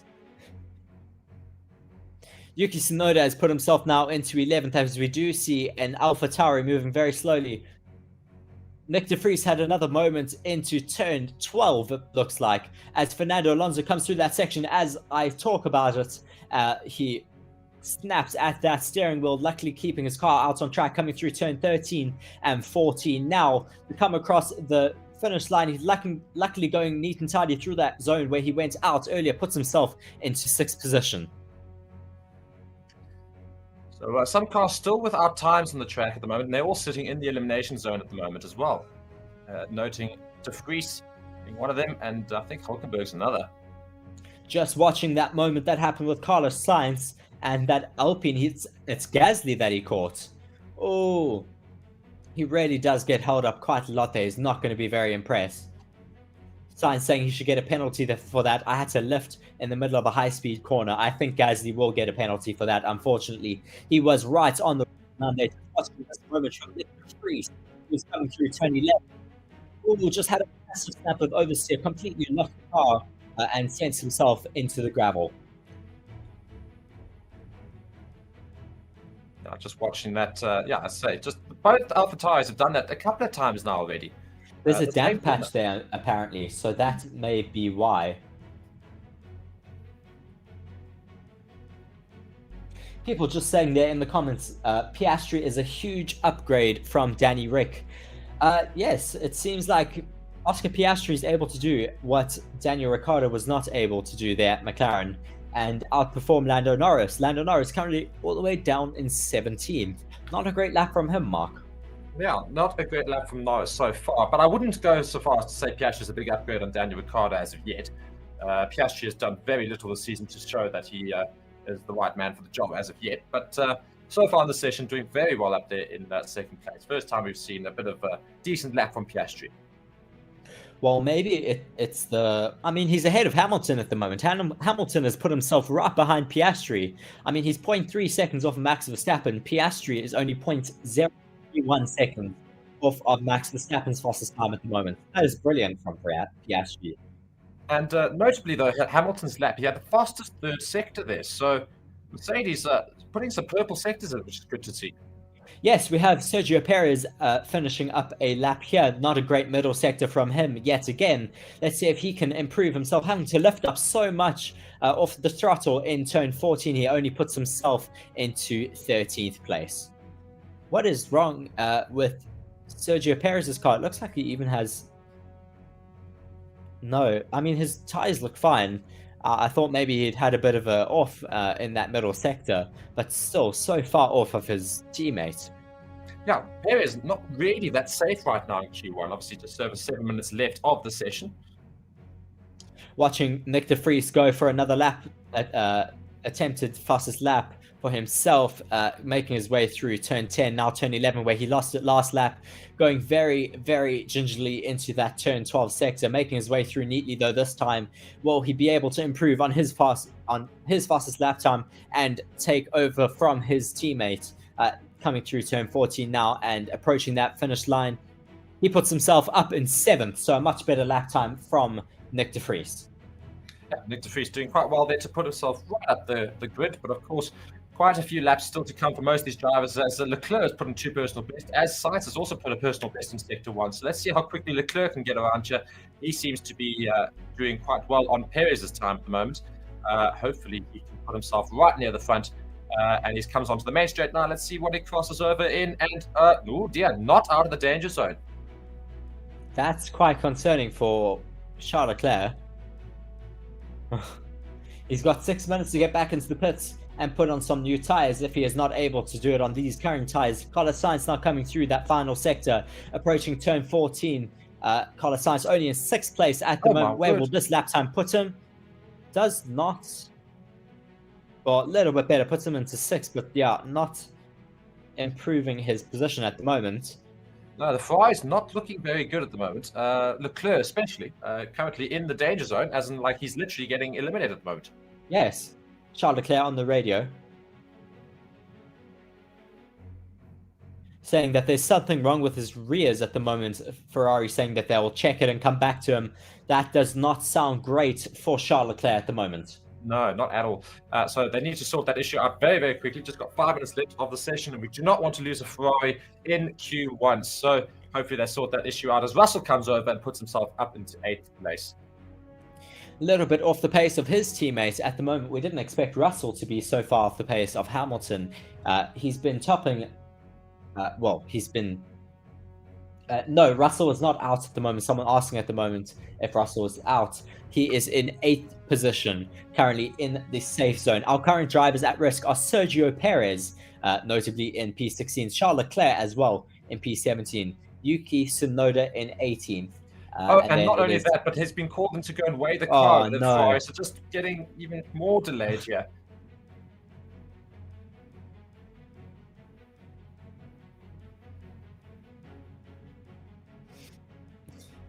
They do it very quickly, though, to be fair. Yeah, but still wastes a lot of time.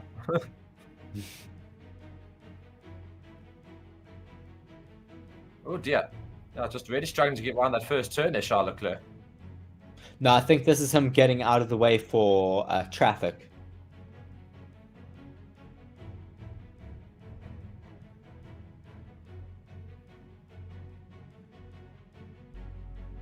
Yeah, no, it was definitely for him to get out of the way of traffic. As we see, I think that is Sergio Perez going back out on track again.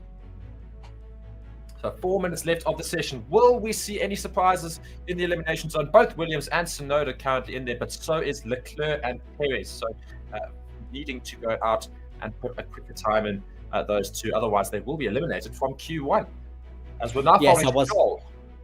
I was correct. It was Sergio Perez leaving the pits there. He will be going out to try and improve on his lap time, which only has him down on 16th at the moment. Our projected knockout time is a 1:14.3. That puts you around Nick de Vries up in 7th place. So there's still quite a lot of people at risk if that predicted time comes true. I mean, Oscar Piastri has certainly put himself quite high up there. Max Verstappen will come out and put another lap time in. Let's see if he's able to improve even further on that. But, I mean, Oscar Piastri is certainly safe. He doesn't need to get out there again. No, indeed. Piastri putting a fantastic lap in Q1 there. Almost identical to Verstappen's. Very, very close to his time. So, a fantastic lap there for the Australian. And, yeah, you can relax a little bit, wait until Q2. I mean, if he can carry on that until Oh, Stroll, there we go. Wow. Still 0.1 seconds behind Max Verstappen at the moment, but certainly getting a lot closer at the moment.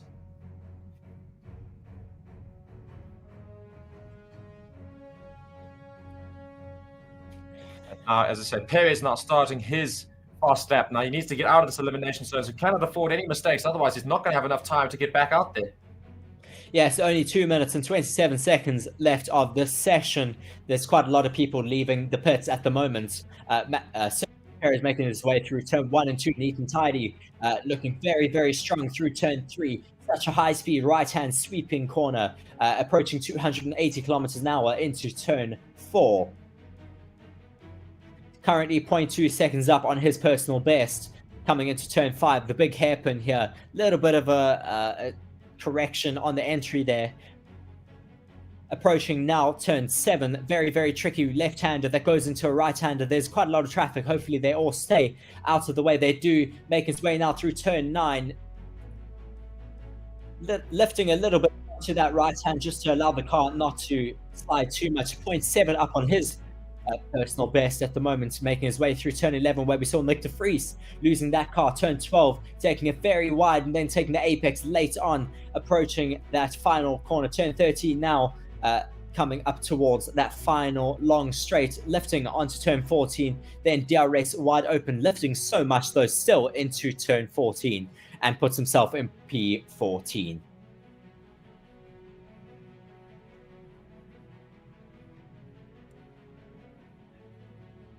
There's a race incident noting here involving Max Verstappen and Pierre Gasly is noted for impeding. I wonder if Gasly impeded Max Verstappen or Verstappen impeded Gasly? That's very interesting. Yes. Leclerc starting Charles a much Leclerc. better lap now, so let's just follow on him here. So he needs to get out of this danger zone, currently sitting at 17th.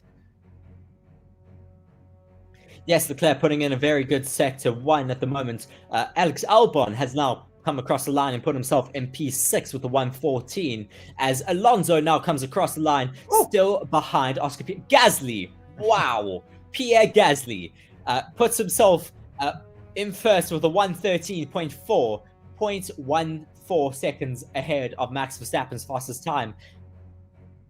Magnussen gets up into 8th place as well. Leclerc coming around to the final sector. Tsunoda going very quickly. And Hulkenberg goes quickest once again, a 130.4.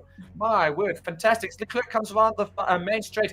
How well is he going to get over? He pushes himself into 11th. It's not quite safe. Charles Leclerc gets himself out of Q1. Well, not so sure yet. There's lots of drivers still to cross the finish line, so he could drop very quickly. He's currently in 12th, not the quickest time, and lots of time. George Russell was the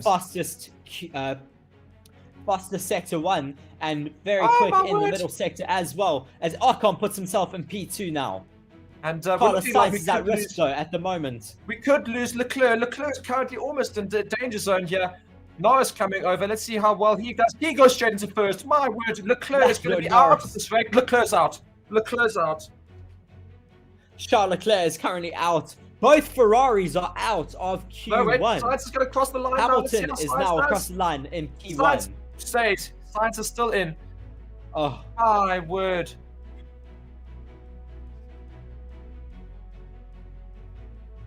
Oh, my word, Sergio Perez now at big risk. He's already finished. If one person gets over quicker, it's Alonso still to finish. If Alonso goes, I don't know, not Alonso, but if the bottom 4 can that was an absolutely insane Quali 1 session. Wow.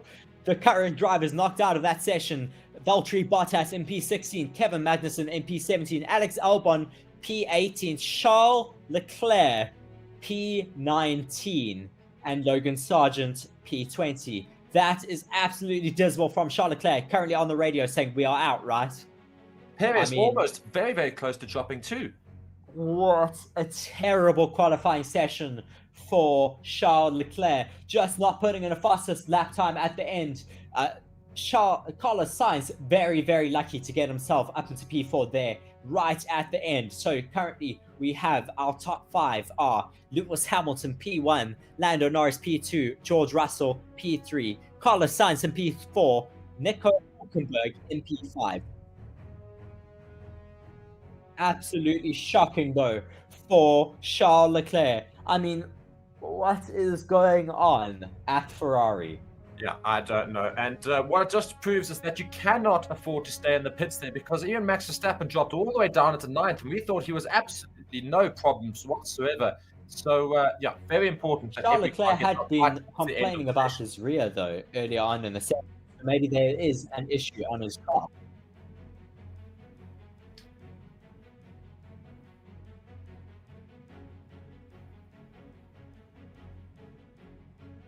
Alex Albon just saying he doesn't necessarily know why he's where he is.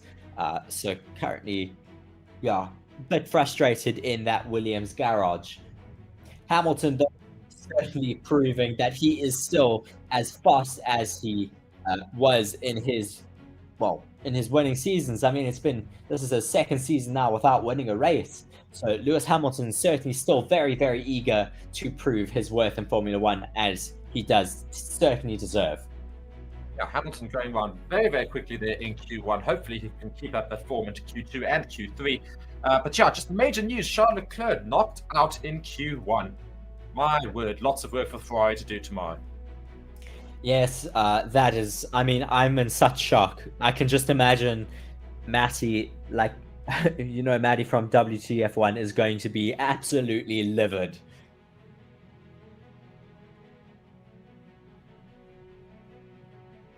Max Verstappen, notably, also only all the way down in P9. Just watching his fastest lap now, he did get impeded by Pierre Gasly. Just completely ruined his hot lap. This is the second incident now from Pierre Gasly this session. He should be given a penalty. That is, yeah, terrible from Pierre Gasly. Pierre Gasly's certainly going to be in trouble, I think. And I wonder if they'll give him any penalties going into the race, or maybe even just during qualifying right now. Looks like there is some work going on to the floor of Fernando Alonso's car, so he definitely caused some damage to it when he went over the curbs and into the gravel earlier on in Q1. There is about like 6 mechanics currently working on the bottom of the car. As we do see a replay of that moment that he had. Let's see, do we see some bits falling off that car? I did see some people saying in the comments, yes, you can see just little flecks of carbon. They are working on the front leading edge of that floor, as well as the sides of the floor. So it certainly has caused himself quite a bit of damage there. Yeah, and that's not going to do him any favors going into Q2, so they need to get that fixed as soon as possible so it doesn't impede his time, as Fernando Alonso, of course.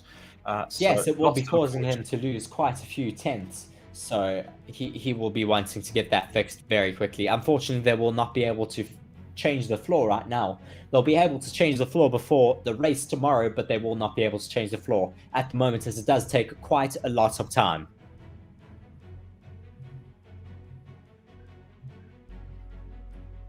I mean, I just can't believe Charles Leclerc and Ferrari. I really can't. There's a lot of work happening on Lando Norris's car as well. I mean, these McLarens seem to be very, very fast here this weekend. Could the McLarens have made some major upgrades coming into this race? I mean, maybe. Maybe they've suddenly come out of nowhere. They did have bring upgrades, of course. Yes. I mean, I'm certainly very impressed with them. I mean, them and the Mercedes have really found quite a lot of pace at the moment. We'll have to wait and see what the Red Bulls can pull out. They did not have the most optimal Quali 1 session, so we'll have to wait and see what happens in Q2. Which gets going in just 90 seconds. So cars are going to start making their way out to the front of the pit box, so they can pit lane rather, so they can get out there as quickly as possible.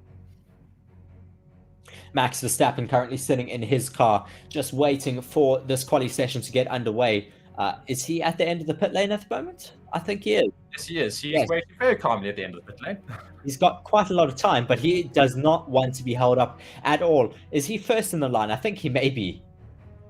It's quite interesting because I don't see too many other cars that have made their way out. I think he just doesn't want to be caught out again. He's learned too many times in Monaco, as well as other tracks. You just need to go out and get your lap done very quickly. Just get the work done, and then you can sit and wait for a little bit at least, and then you know you've got that banker lap in. And again, if you guys are joining us, be sure to let us know in the comments, how surprised are you that Charles Leclerc has not made it through to Q2? I cannot believe it. Yes, certainly a very, very big shocker that Charles Leclerc is only all the way down in P19. Fernando Alonso also noting that big noting that impediment from Gasly on Max Verstappen. Alonso noting it, saying on the radio, big impeding on the Alpine on the outlap to Verstappen, massive one. I mean, into turn 4, that would be 3 places. Yeah, certainly himself, a big friend of Max Verstappen's, will not be very impressed with Pierre Gasly. Max Verstappen now gets out on track as Quali 2 is now underway. Let us know in the comments who you think will be dropped out from this qualifying session. Also do vote in our poll that we have running at the moment. It is currently who will top the qualifying session. Max Verstappen is currently leading this poll with 58%, due him 4% only going to Sergio Perez. Not a lot of confidence in him. Fernando Alonso 14%, saying that he will take pole here in Spain at his home race. Lewis Hamilton then taking 24%. Lots of crying faces in the comments for Charles Leclerc. Certainly very disappointing for him here in Spain. Yeah, and Q2 is underway, everybody. Q2 is underway, and we do have 3 cars out on track currently. Sainz, Verstappen, and Perez.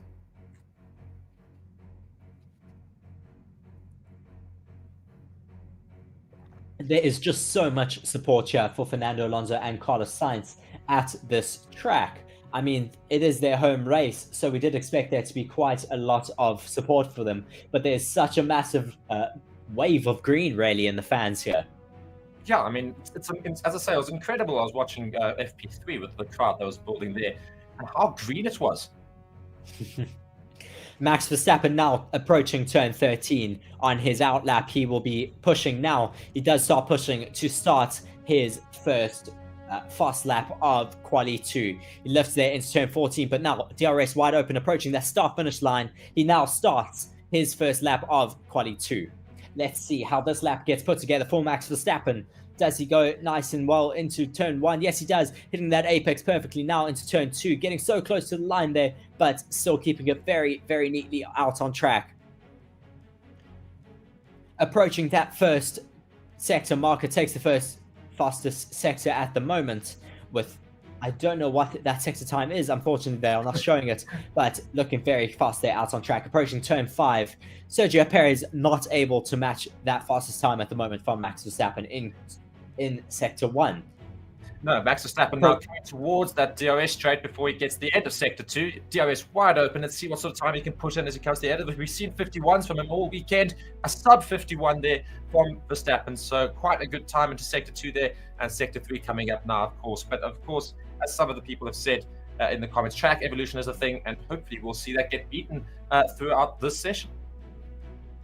Yes, Max Verstappen now coming through turn 14, the final corner on the circuit. DRS wide open, coming quite far over onto the curves there, but he does put himself over the line with the first sub 113 of the weekend, a 112.7. A very, very fast lap time from Max Verstappen.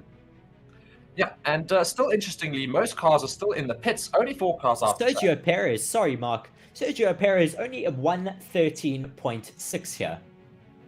Not quite quick enough there for Sergio Perez, and he was in danger of dropping in Q1, so maybe he's not quite finding his rhythm right now today. No, I mean, he is very, very far off the pace of Max Verstappen. That's about 0.9 seconds at the moment, isn't it? Yeah, it's quite a lot. Let's put it this way, yes. though. Sainz fastest the time, still slower than Perez as well, 113.79. So Sainz not putting in a particular. It looks like that 113.6 mark is still the benchmark at the moment. We do have 3,000 people though currently watching alongside with us. Thank you very much for joining. Please do comment in the comment section where you are joining from, who you are rooting for in qualifying here today. As well as please do like and subscribe to the channel. It is great to have all of you watching alongside with us. We have 10 minutes and 50 seconds left to go of qualifying 2. Our current top 3 are Max Verstappen with a 112.7, the fastest lap time we have seen this entire race weekend. We are currently in Q2 for that person who has just joined. Sergio Perez then in second place with a 113.6, still very, very far off the pace of Max Verstappen. Carlos Sainz, sorry, in P3 with a 113.7. And then we still are waiting for other lap times to be put out at the moment. Yeah, and just a reminder to all of those joining us late a little bit here, Leclerc is out. Massive news, Leclerc is out of qualifying, all the way down in 19th place. We'll start right at the back of the grid tomorrow, so lots of work ahead for the Ferrari as Russell now starts his fast lap in Q2.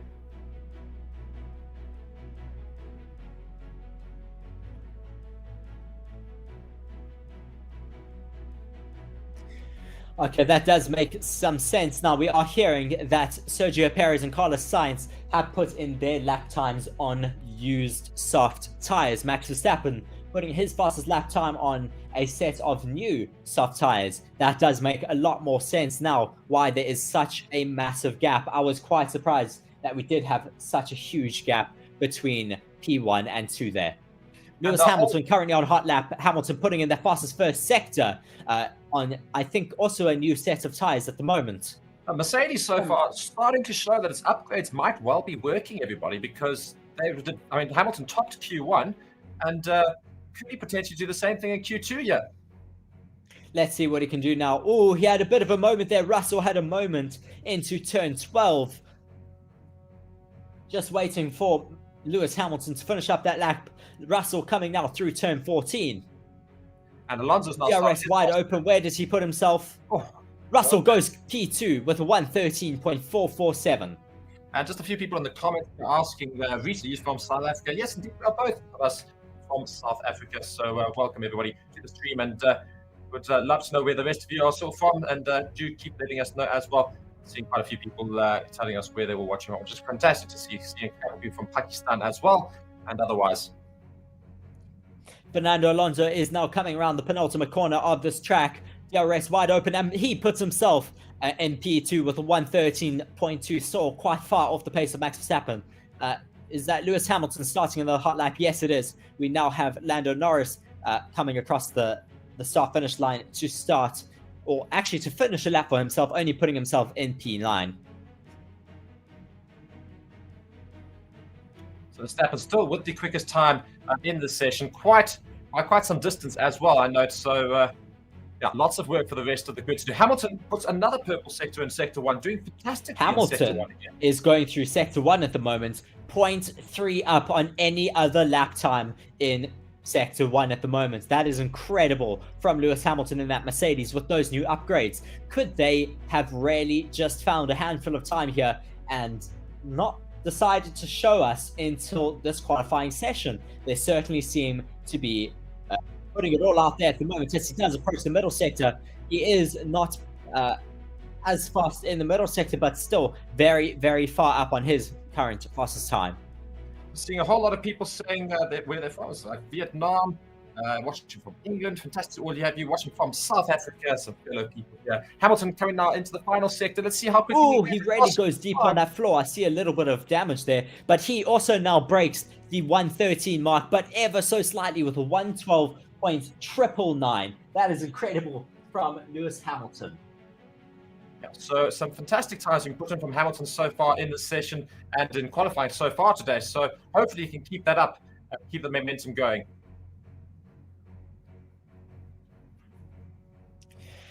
Just watching him come here into turn 14, he really does cause a little damage on his car. Those curves are just so aggressive, and you can see it just kicking up a lot of carbon there from underneath his floor, just bottoming out actually over those curves. I can see.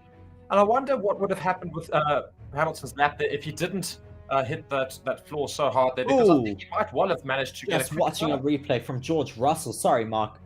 Just really struggling there in the car, having a massive hand of oversteer.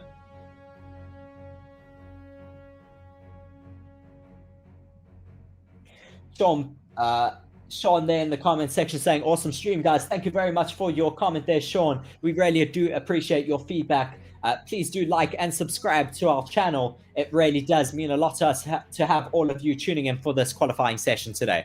And some people here from Bangalore, some from Philippines, some from Turkey. Love to see it. Love to see it. Canada as well. And yeah, and potentially rain coming in Q3. So that could put a bit of an interesting twist in the tail here. Currently, just 5 minutes and 30 seconds left of Q2. Verstappen in the pits, as is everybody, except for Hamilton, who will be making his way back to the pits, I'm sure.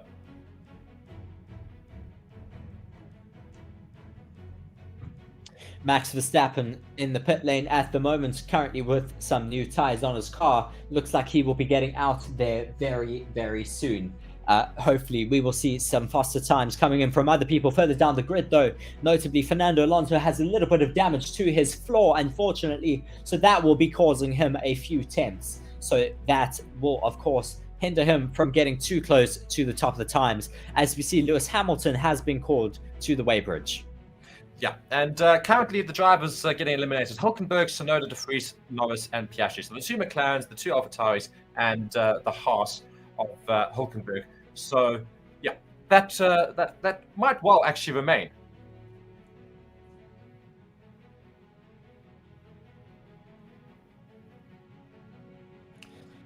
Carlo of Shade there just saying in the comment section, as much as I want to see Ricciardo in a Red Bull, I'd prefer to see Alonso take the seats. Not that Perez is going anywhere, just a thought. Yes, I mean, I think Fernando Alonso and Max Verstappen would certainly be a great pairing. They seem to get along well with each other off the track. I don't know if they'd be great teammates, but I mean, it would certainly make some great scenes in Drive to Survive, as well as watching throughout the season. Them fighting out on track. I'm sure they would be very, very close out on track in terms of performance. And yeah, so we see most of the cars now making their way back out onto the grid. The Haas leaving them out. I think that is George Russell following them out as well. And yeah, then Max Verstappen. So most of the cars making their way out for what would be their final lap attempts here in Q2. So all of the information and all of the interesting things about to happen right at the end of the session. So be sure to stay tuned as we head into the last 3.5 minutes here.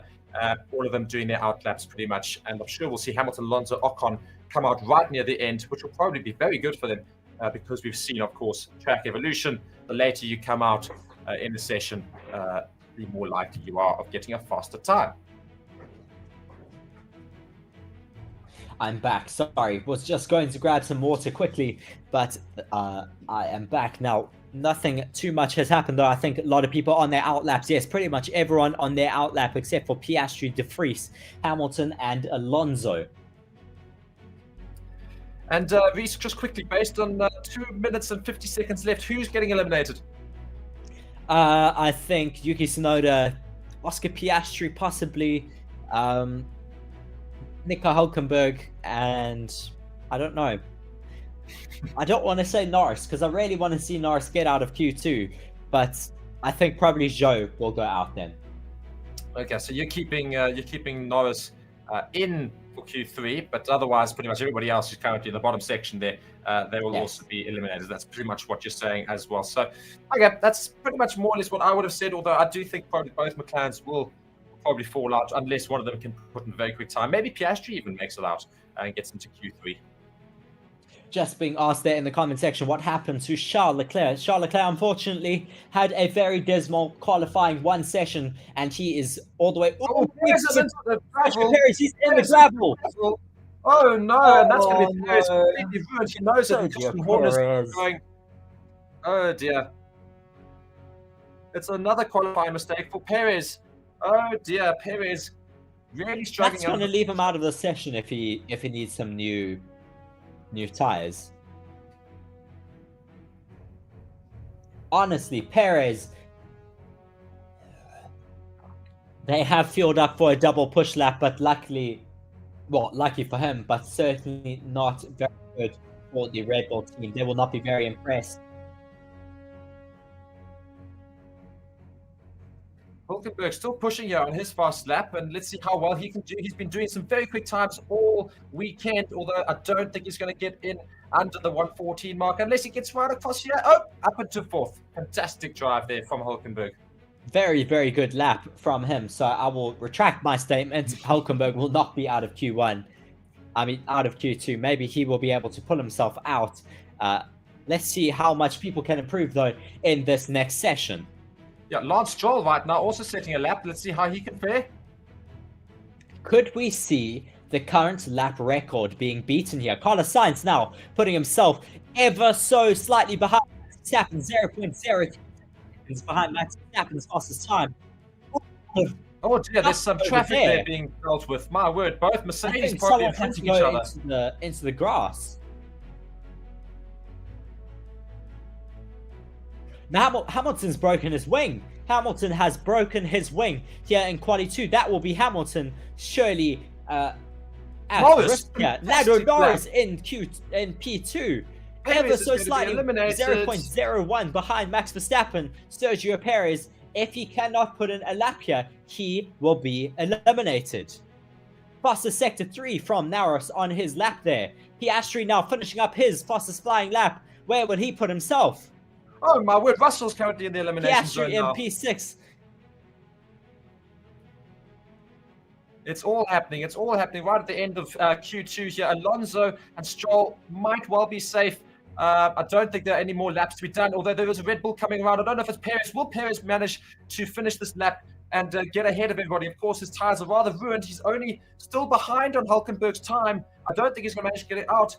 He's coming into sector 3 now. Let's see how he can fare. He's got just about 13 seconds he's needed to get to over the line. And will Perez manage to get out of the elimination zone right at the end? He's going to be the last driver across the line. There he comes. Yuki Tsunoda has had his lap time deleted, but let's see what Perez can do now. Oh my word, Perez is eliminated from Quali 2. Terrible qualifying session from Sergio Perez. Red Bull will be absolutely fuming. What an absolutely dismal qualifying session for Sergio Perez for a second weekend in a row. Sergio Perez saying unbelievable on the radio. This may be Sergio Perez's seat at risk. It is silly season, Mark.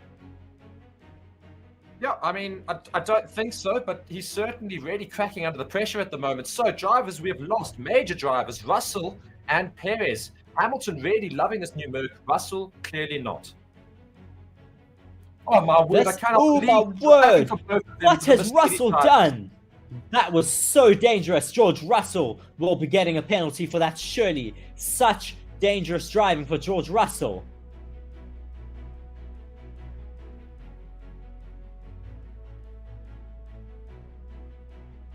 That is so dangerous from George Russell, and he was looking in the mirrors as he did it. George Russell just completely pushed Lewis Hamilton off the track, causing damage to his teammate's front wing, and then completely, not saying anything on the radio, but Hamilton just being absolutely furious. I mean, this has been a very, very interesting qualifying session so far. And we've lost some major drivers. Charles Leclerc out in Q1, Perez and Russell out in Q2, and all to race for now in Q3. George Russell certainly needs a big reprimand after that. I think there will be some big words taken in that Mercedes garage. That was very, very dirty driving from George Russell. Toto Wolff looks very, very angry. Very angry. I almost said something that I shouldn't say on stream. But yeah, he looks absolutely fuming. Sergio Perez looking quite dejected though in that pit lane. Red Bull are going to be absolutely livid. They have their P1 driver literally in P1 at the moment, and Sergio Perez is out of Q2. I mean, what is going on? Heartbreak for Checo here. Second weekend in a row, not doing very well in qualifying. No, not at all. Perez really struggling at the moment, so he really needs to fix that up. And we're going to have Q3 getting going in just a bit. Of course, that's the end of Q2. So just a reminder of the drivers we lost in Q2. Yuki Tsunoda, Nick de Vries, Guan Yu Zhou, Russell, and Perez. Massive two names there, right at the top there. And just some information for all of those that are looking for a way to watch the race and to watch it for free, and most importantly, legally, be sure to go and check out the description in the video. It's got some instructions there on exactly how you can go and do that. And be sure to utilize our partner, ExpressVPN, and you can see exactly how you can do that. Otherwise, go and look on the channel for a video that explains exactly how you can watch the Spanish Grand Prix and all other sessions for free. So go and check that out, guys. And whilst you're also there, subscribe to the channel, like the video, and comment again below. Just keep the conversations going. Have some conversations. Lots of comments coming in. Not able to read all of them, but we will pinpoint and pick out some, as we've got just 3 minutes and 20 seconds to go until the start of Q3. Yes, just reading a comment there from Techers318 saying, where have those McLarens come from? I certainly agree. They seem to have found quite a lot of pace here in Spain. I mean, they are absolutely rapid out on track. Yeah, I mean, Piastri was fantastic in Q1, and then Norris putting in a second fastest time there, a 1 minute 12.7, just behind Max Verstappen's time on brand new softs. So almost competing with the Red Bull time there. So fantastic to see from the McLaren. A lot of people in the comment section, though, talking about that incident from George Russell. George Russell and Lewis Hamilton were both going on a hot lap at the same time. They were both next to each other going down that pit straight. And George Russell completely turned into Lewis Hamilton while looking in the mirrors. So he certainly knew what he was doing. And I certainly believe he should get a big penalty for that. That was very, very dangerous driving happening from the teammate of Lewis Hamilton. Yeah, so we had some very, very poor driving in terms of safety from both Pierre Gasly and George Russell so far in qualifying, and I think both of them will surely get big reprimands.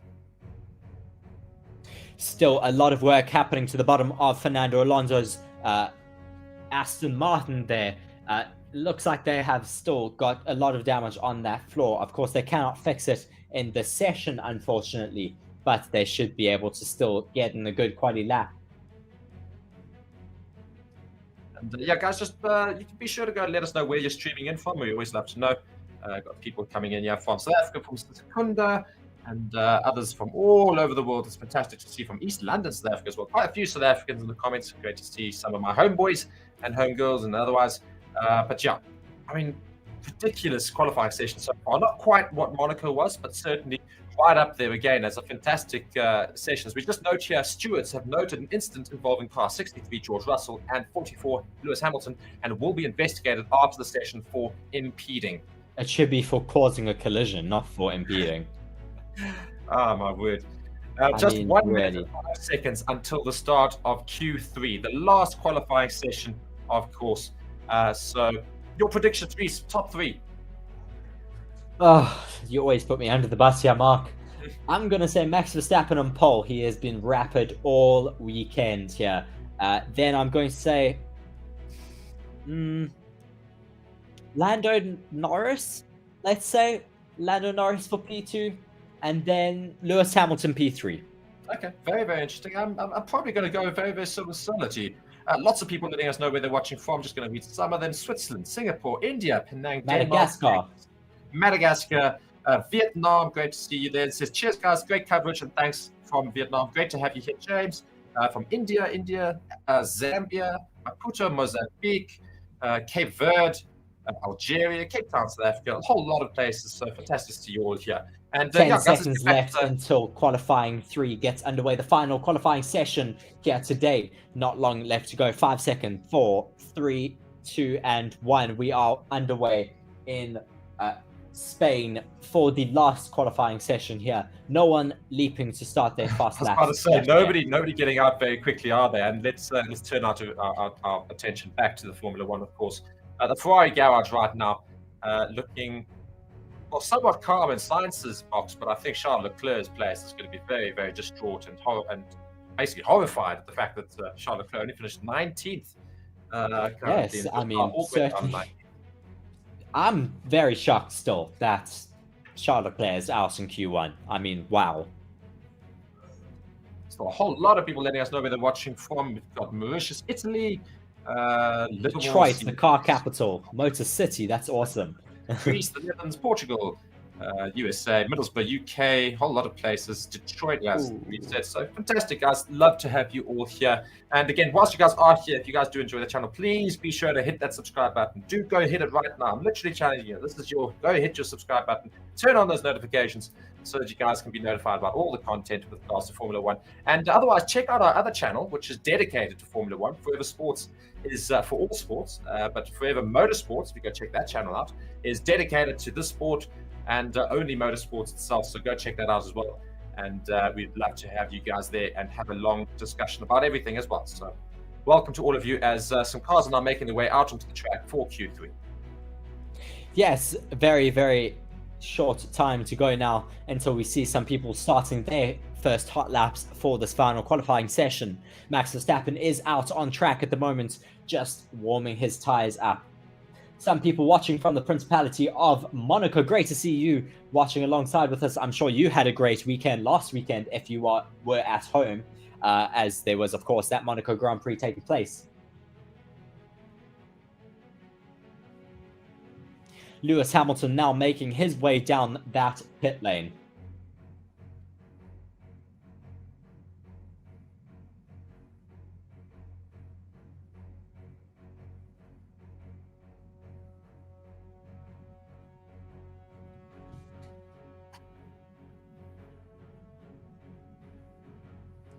Some people just saying there in the comment section, McLarens are Red Bulls now, question mark.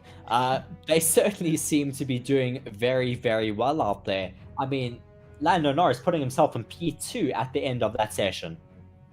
Yeah, I mean, there's been some fantastic racing from McLaren so far, and hopefully they can keep it up. Maybe, who knows, they'll surprise everybody and suddenly come in with ridiculous qualifying pace and maybe be right up the grid. Yes, I mean, it would be great to see them doing quite well here. Lance Stroll has certainly exceeded expectations today, putting himself in qualifying 3, currently not having done a fastest lap just yet. All right, so we're going to start with some fast laps here. Verstappen Max has just Verstappen, yes, doing very well in that first sector. Now making his way through to turn 5. Going so beautifully through there. Staying within track limits though over that curb. Approaching turn 6 and 7 now. The left-hander that goes into the right-hander. Then the sweeping right-hander that makes its way into that long DRS straight. DRS now wide open. Approaching the second sector marker now. Let's see what his sector time is. Very A good time there. 50.6. Very fast from him. That is his fastest second sector of all weekend. Lando Norris, though, very quick in that first sector. Could we see another fast lap time coming from the McLaren? It's going Max to be quite a Verstappen bit now slower. coming through turn 14. Let's see where this last lap time puts him. He does Oh, not my lift word. that much. He puts himself a 1:12.2, very close to the 1:11s where the track lap record is sitting at the moment. Carlos Sainz now. Sainz comes very slowly compared. Norris not coming over. I think it's going to be quite a slow lap from him, unfortunately. Although he does put himself up into second, just though. Still quite a bit of time to be found for that McLaren and for most of these drivers. 113s are not really safe, I don't feel, in terms of right up near the top. You want to be hitting close to the 112s. Lewis Hamilton, the 6-time winner around this circuit, is approaching the final corner on this circuit. Going very fast at the moment. Wide open, puts himself in P2 with a 113.1. Still very far off the pace of Max Verstappen. Our current top 3 is Max Verstappen in P1 with a 112.2. Lewis Hamilton behind with a 113.1. Then we have Lando Norris in P3. All right, so we've got just under 7 minutes left of the session, and Max Verstappen way ahead of everybody else, but we still have not seen Alonso and funny enough, Hulkenberg into the track yet. So I want to see how those two could fare, because I think Alonso and Hulkenberg could actually really challenge near the top there. And yes, I know I'm saying a Haas could challenge near the top there, but quite genuinely, Hulkenberg has been so fast this weekend. I think he could be right near the top there. We have over 4,000 people watching with us at the moment. Thank you very much for tuning into our stream. Please do like, comment, and subscribe to our video. Also, do check out the link in the description for how to watch this Formula One race alongside with us. Currently, we have 6 minutes left of this qualifying session. Max Verstappen still leading it at the moment with a 112.2. Lots of drivers making their way back into the pits to get turned around before they go out and attempt their final flying laps. It looks like they've managed to fix the issues with Fernando Alonso's floor, so they're fitting some tires onto his car, so hopefully he can get out there and set some fast laps here. Hulkenberg on an out lap, the only one out on track. This actually helps Fernando Alonso a little bit. This will allow him to go out on a very rubbered up track, running just that little bit off sync with everyone else. I think if he wants to get 2 laps in, he needs to get out into the track right now so that he can have another attempt in case this one's not so quick. Verstappen still right up near the top. Nico Hulkenberg about to start a hot lap here, and I'm actually very intrigued to see how he does because he's been so quick all weekend, and hopefully we can see some more pace from the Haas. Gunther Steiner there on that pit wall. Very good from Nico Hulkenberg this weekend to get the Haas into Q3. We haven't seen a Haas in Q3 for quite some time, Mark. Oh, we didn't see it not that long ago, to be fair. We had Hulkenberg right up in 4th position not too long ago as well. So does very well in qualifying, Hulkenberg, sometimes. Yes, I mean, certainly great for that Haas team. A little bit inconsistent, but great to see them making their way into Quali 3, as we do see Nico Hulkenberg on his flying lap at the moment, coming through that Sector 1 marker, only 0.2 down on Max Verstappen's time. Very good from him at the moment. Yeah, so he's on track to beat Hamilton's time if he can just maintain that. So Hulkenberg going around very quickly, and let's see how he fares into Sector 2 as he comes around the tricky little left to right, and now onto that DRS straight, and let's see how his time fares. Right, compared to Verstappen. Verstappen set 50.6 in Sector 2. Hulkenberg's going to set a 51.1. So just 0.6 seconds behind, I think it is. So Hulkenberg now into Sector 3. Let's see how quickly he can get around. He does very well in Sector 3 usually. So he could be well on track to come ahead of Hamilton and move himself into second as he comes onto the main straight now. 110, 111. He will cross in a 113.2, just behind Hamilton, and is into P3 at the moment. very, very good qualifying time from Nico Hulkenberg at the moment. There are still a lot of drivers, though, in the pits who will be wanting to put in some faster lap times. Just watching Lewis Hamilton at the moment, he is just, well, hundreds away from Nico Hulkenberg.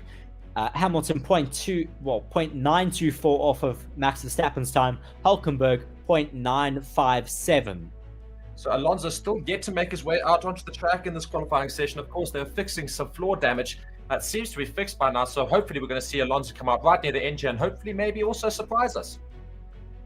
Yes, hopefully Fernando Alonso will be able to get the best out of that car, even with that floor damage. Looks like the Red Bull garage is getting ready to send Max Verstappen out, as we do see Fernando Alonso now making his way out of the pit lane. Come on, Fernando. I was certainly hoping we'd see Fernando Alonso a little bit higher up in qualifying today. So let's see what he is able to do at the end of this session. And he's getting a massive round of applause and some of them on their feet. Certainly is. From his home crowd in Spain.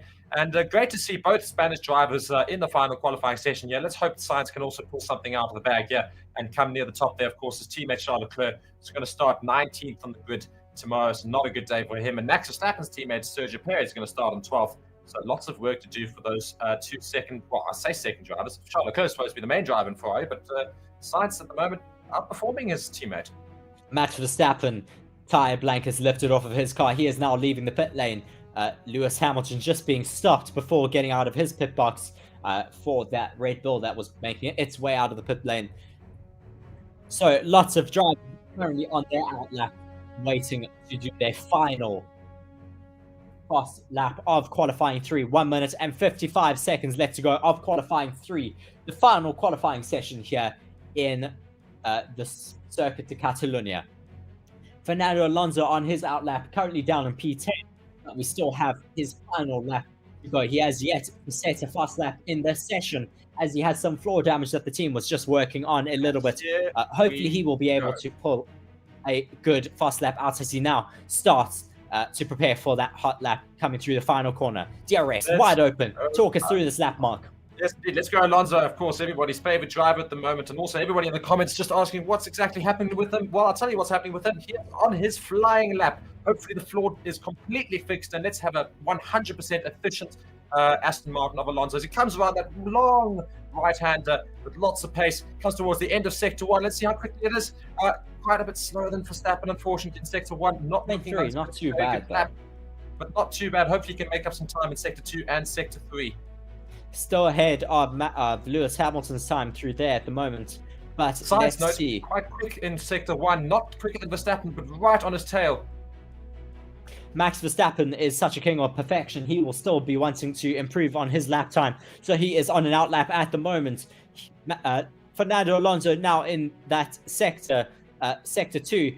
Currently 0.5 seconds down on Max Verstappen's time. Still ahead of Lewis Hamilton's fastest time. Making his way now through turn 12. Will he be able to keep it neat and tidy, though, through the rest of the sector?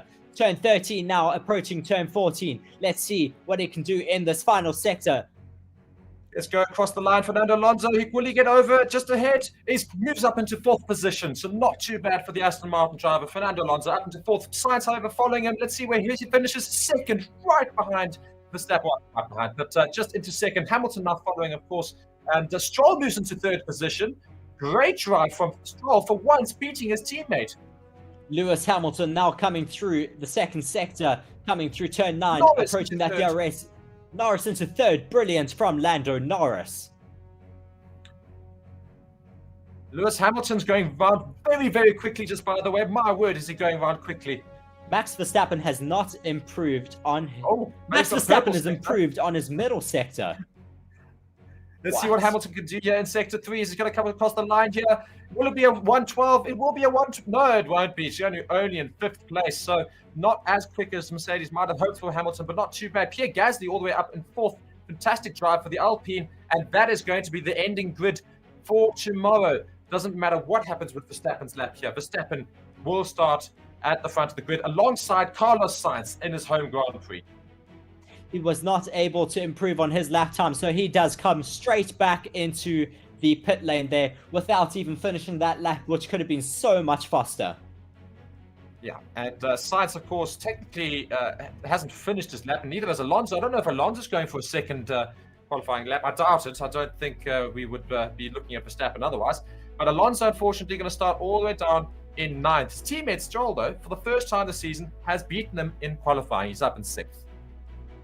Yes, very, very good qualifying session from Lance Stroll, as we have Carlos Sainz now making his way into the pit lane. Such a crazy qualifying session here. I mean, we have Lando Norris on the 2nd row. Yeah, I mean, Lando Norris in that McLaren finally doing something decent for that team. So fantastic for McLaren fans around the world, and for Lando Norris, of course, maybe a good chance to get some high points. And McLaren are so chuffed. Look at Zach Brown. He knows that he might have just saved his job. I doubt it very much. But he is chuffed as anything, because he knows that every single person in the world has been gunning for his position. I'm still gunning for his position in terms of saying he needs to be fired. But anyway, he seems to be very chuffed. Yes, certainly very happy there. Max Verstappen, though, yet again in another league to everyone else on the grid at the moment. 0.4 ahead of every other driver's lap time. I mean, that's unprecedented. Yeah. Max Verstappen, so quick there around the Spanish circuit. And that brings us to an end of the qualifying session. Fantastic qualifying session. And we see that, well, pretty much, sorry, I've gone lost on my trail of thought there. Sorry. Lots of people voting in our poll, though. At the moment, I do see that it is almost at 4,000 votes. Max Verstappen is currently topping that poll with 60% taking that correct note there. I don't think it was very hard, unfortunately, to predict that. Sergio Perez then 4%, not many people being very confident in Sergio Perez's day. Fernando Alonso then in 3rd with 12%, and Hamilton taking 23%. Very good to see that Mercedes are closing it up on the constructors. I mean, they seem to be doing quite well, but I mean, McLaren are just, wow. I did not expect that from them.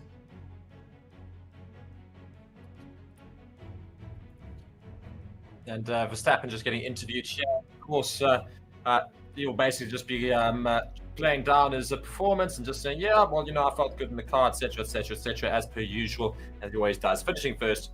But yeah, a great qualifying session there. Let's just go through the top 10 one more time. Piastri in 10th, Alonso 9, Hulkenberg 8, Ocon 7, Stroll, Hamilton 5, Gasly in 4th, Norris in 3rd, Sainz in 2nd, and Verstappen in 1st. Charles Leclerc all the way down to 19th, George Russell in 12th, and Sergio Perez. Sergio Perez in 12th and George Russell in 11th. I think it's that way around, or is it the other way around? Yeah, Sergio Perez in 11th, George Russell in 12th. Yes, very, very good day out there today for some of those teams. I mean, brilliant qualifying session from the McLarens. They will be certainly very, very impressed with that. I'm certainly looking forward to Lando Norris's interview here. Charles Leclerc, not Charlotte. I keep saying that. It's Carlos Sainz here. Carlos Sainz currently being interviewed in front of his home crowd. They are all giving him a massive cheer, just hearing what he has to say. Just saying, he really needed this pole here today. Saying it was super, super tricky out there, though, in Q1 with those changing conditions.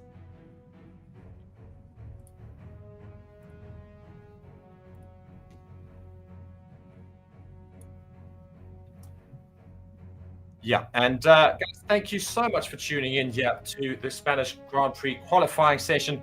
And we look forward to seeing you all tomorrow for the Grand Prix, of course. And we'll, of course, be live streaming it again. And be sure to subscribe to the channel as well to make sure that you're notified, and turn on notifications, of course, that you're notified about the Grand Prix session taking place. And we will take you through that stream tomorrow. Reece, do you have any final comments on that session? Well, just as I said already, very, very impressed with Lando Norris's pace there in the McLaren. I'm going to be watching them in the race tomorrow, that is for sure. I mean, will they be able to do well on race pace? We'll have to wait and see. Yeah, so lots to watch with regards to McLaren tomorrow, and otherwise lots of work for Charles Leclerc, George Russell, and Sergio Perez to head further up the grid as a result of their rather poor qualifying session 3. Guys, thank you so much for watching the Spanish Grand Prix and Qualifying. qualifying, whatever, it's fine. And we will just head out now. Thank you so much. From Reese and me, Mark, we'll see you tomorrow. Bye, everybody. Cheers.